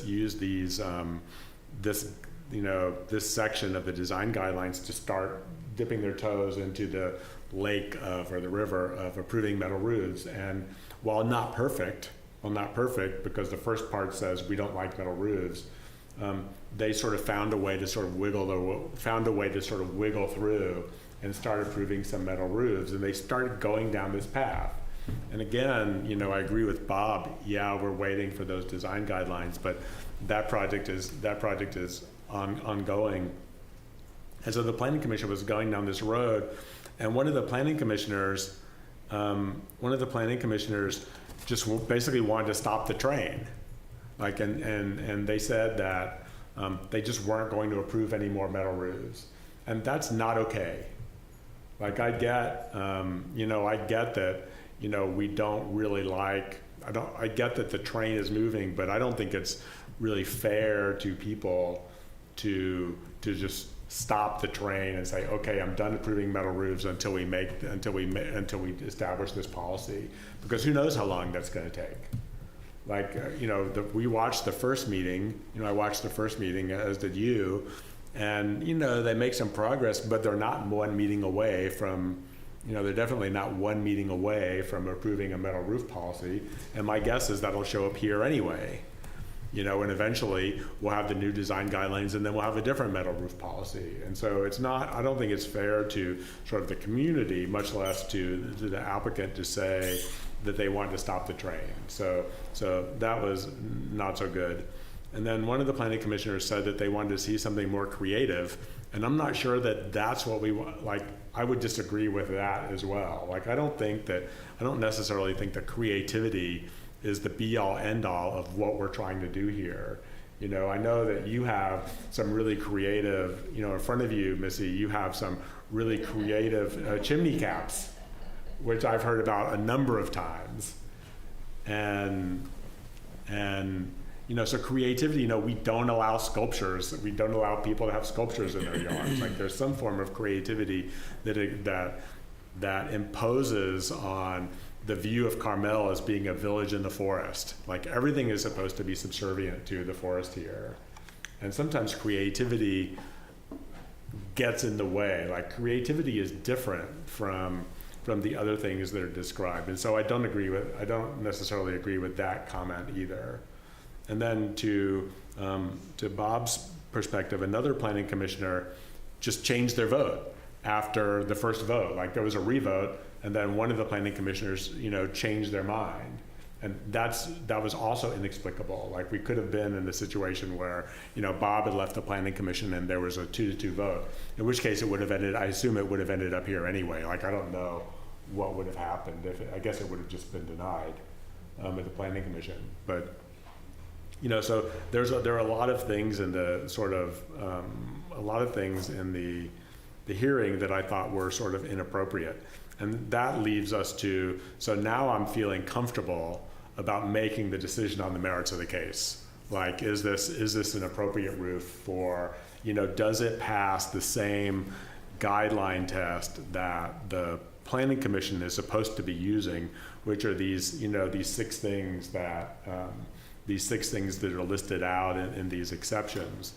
And I'll say that, the guidelines say you can deviate if the proposal achieves all the applicable design objectives, which are listed here, purpose and applicability as well as or better than would be achieved by the adopted design guidelines.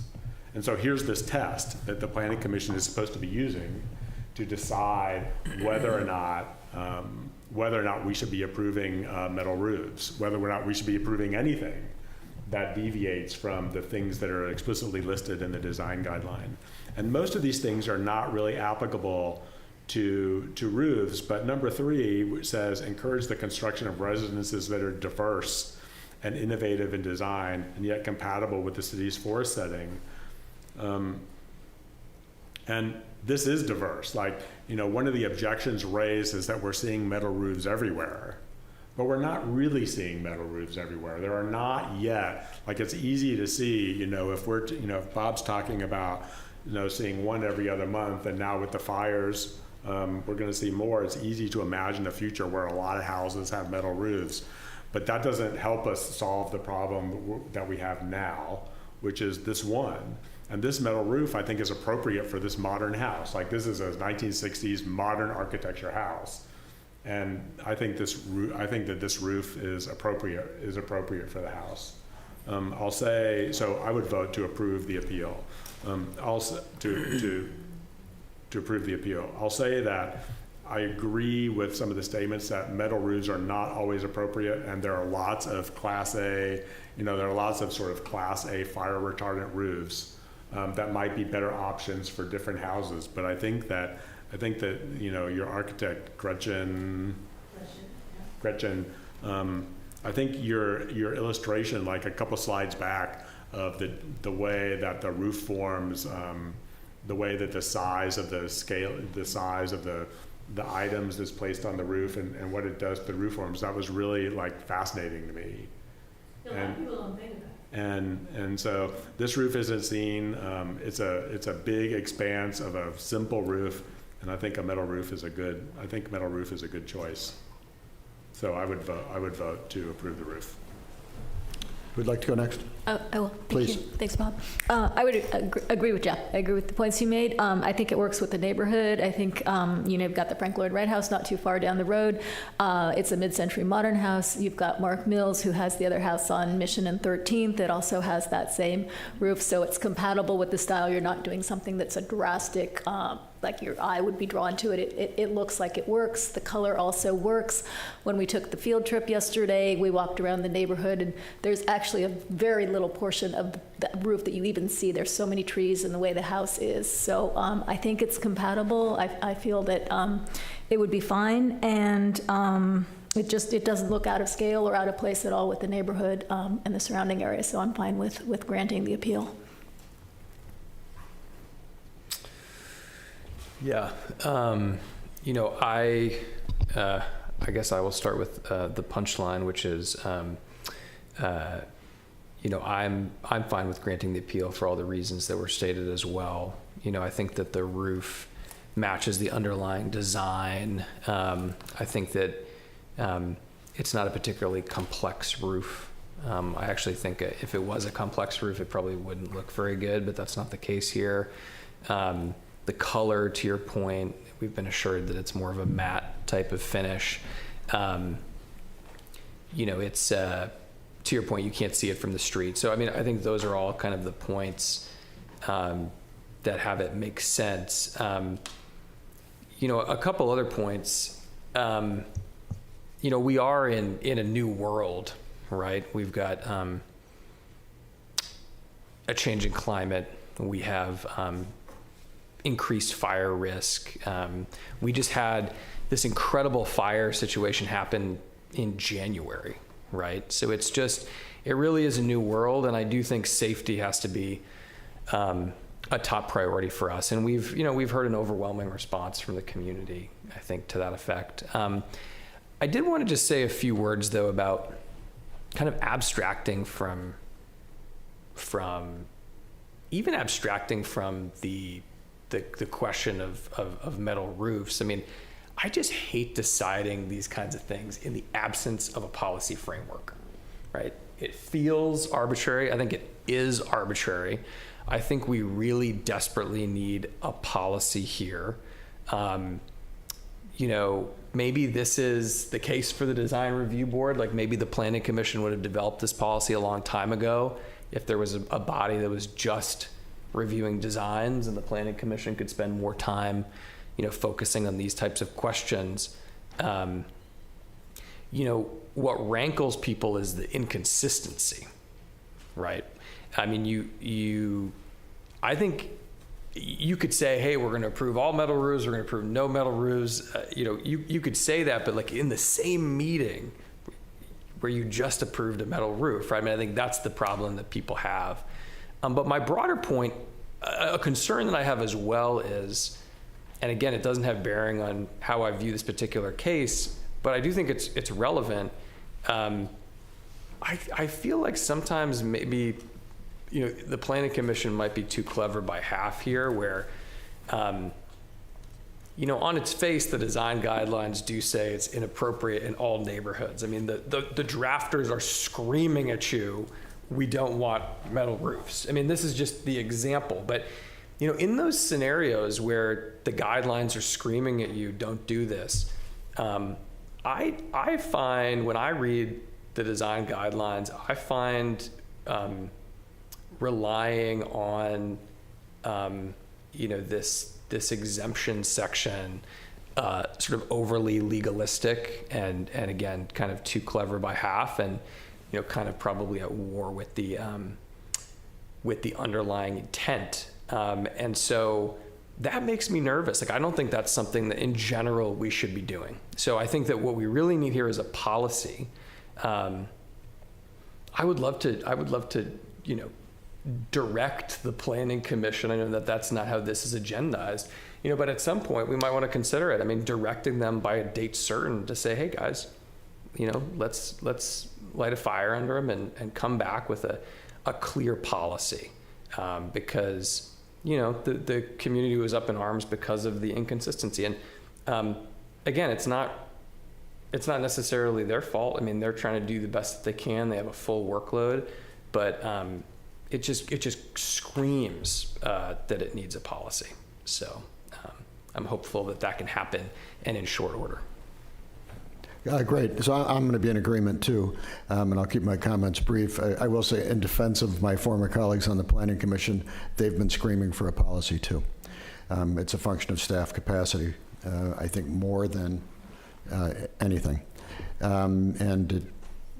Yeah, we need it. So one thing, I just got back from Australia, New Zealand, and Tasmania, which is Australia, and every house in both those countries have metal. Every house has a metal roof. And you know what? Georgian architectural houses look Georgian. Victorian houses look Victorian. Edwardian houses look Edwardian. Modern houses look modern. They all 100% metal roofs. And they all have metal roofs because they're afraid of fire. So it was an interesting, only a former planning commissioner would observe that, and it's kind of sick. Let's get a motion. So I'll make a motion to grant the appeal. Well, let's see. So this resolution 2025-028 denies the appeal. So how do I do this? You would grant the appeal and overturn the decision of the Planning Commission. Do I need to? I took notes on your. To reference a resolution. Is there a resolution? There's not a resolution in here to do that. There's not, sir. So you can just do it we'll just do it by action a minute, which is fine. And I took copious notes as usual, of course, and I've got your findings here if you'd like me to read them to you. Well, okay. Let me. So I had mentioned all my findings. Yes, sir. I could repeat back to you, sir. I don't need that. Okay, we'll make sure they get in the minutes. I'll get them to you. But I went down that list. So I will make a motion to grant the appeal APP 25032 by Mary and John Jensen, and reverse the Planning Commission's decision to deny the Track 1 design study for the replacement of the wood-shake roof of a two-story single-family residence located at Santa Lucia to northeast of Scenic, as found in Resolution 2025-003 PC. So I hope I got all those negatives right. You got all the words in there. Thank you. I'll second it. So just. Sorry. I tried to change all the positives to negatives in this recommendation because there are a few of them. I can take a minute and write it out. I would just add one thing. In the case of the Planning Commission's action, they did approve the project, but with a condition So it. Oh, okay, so that's right. You would keep that. Okay, But so let strike me, the condition. let me right. adopt, let me grant the appeal by Mary and John Jensen, and It's kind of a period, right? Because the original application was for the metal roof. let me just grant the appeal and strike. I remember there's a condition, I called you Jacob, about this. There's condition number 20. There's condition number 20, and we had this discussion. Condition number 20, which is so condition number 20 currently reads, prior to the issuance of the building permit, the applicant shall submit a revised plan for the review approval by the planning commission, identifying an alternate roofing material that complies with city code. So I would grant the appeal and specify that condition number 20 be removed. Just strike that condition number 20. Is that fair? Sounds good. And then, okay, and I'll wait for a second. I'll second. And then I have a comment. You know, this reliance on, I'll say this as sort of a community member who happens to be a council member, without wanting to really like influence what they're doing, but sort of wanting to influence what they're doing. This reliance on SRI seems a bit troubling to me. And I have, as a point, I have a medium to light gray metal roof directly across the street from me, between me and the ocean. And for 2 minutes every day, that metal roof reflects into my house. And I'm generally okay with that. Like, you know, it only happens for 2 minutes, but it does happen on some days and sometimes where the sun comes down and reflects off of that roof. And when we were having that conversation about the roofs, what I was thinking about paints was I was thinking about cars. You know, there are cars that are painted red, and then there are cars that are painted red. And there are cars that are painted gray, and then there are cars that are painted gray. And that, you know, the reflectivity of the paint really matters. And it feels a little bit like, you know, if that gray metal roof across the street from me was shinier, the problem would be less, except for 15 seconds a day, where it will be a lot more and I would be blinded. You know, so the fact that it's sort of a matte finish on that gray roof across the street from me, you know, the fact that it's a matte finish sort of spreads the problem out from 15 seconds to 2 minutes and makes it sort of bearable. Like, I don't know, it's like looking at like the reflection of the sun in a mirror. And I think that this reliance on SRI, you know, we're looking for a key that fits into this lock that says, you know, metal roof good, metal roof bad. And, you know, we subject these plans to all sorts of things. Like, you know, we have neighbors that get up, you know, at the planning commission and say that these 6 inches of this, you know, this eave impact my view of the ocean, you know, for 10 minutes a day, and I'd like that eave to be 6 inches shorter, and the planning commission says okay.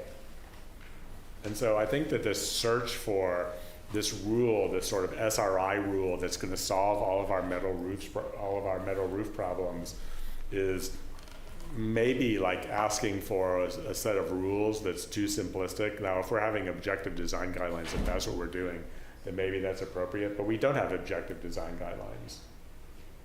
And I would hate to see a rule come back from the planning commission that says metal roofs are okay if the SRI is less than 25, because, you know, the black and white thing is a real thing here. You know, having white houses with black roofs, that sort of tuxedo effect or whatever it is, what would you call it? The farmhouse, modern farmhouse, or whatever that happens to be. Like, that's something we definitely don't want, because those houses don't fit into the forest. And I would hate to see this SRI thing force us into sort of that sort of design path. I think that would be really detrimental. That would be really detrimental to the village. Thank you. I would hate that. So we have a motion, we have a second. Just to clarify, the motion did capture the findings. And I'll make sure. Jeff did that. We all didn't necessarily acknowledge it, but that's the key here. Yes. Okay. And Jake will get them to Nova first thing in the morning. All right. Great. Roll call. Councilmember Barron? Yes. Councilmember Booter? Yes. Mayor Pro Tem Delves? Yes. Yes. Councilmember Dramo? Sorry. Yes. Jump the gun. Motion carries 4001. Thank you. Great conversation. Do we have anything further? Nothing. We're just going to adjourn in the memory of Jan Reimers. Would you like to handle it? Sure, thank you. Could we just have 1 second? Thank you, Mr. Delves. So again, we are adjourning the tonight's meeting in the memory of Jan Reimers, a proud planning commissioner, village resident, Pan America, was it Pan Am airline flight attendant, and proud city council member. Thank you so much. I think we're adjourned.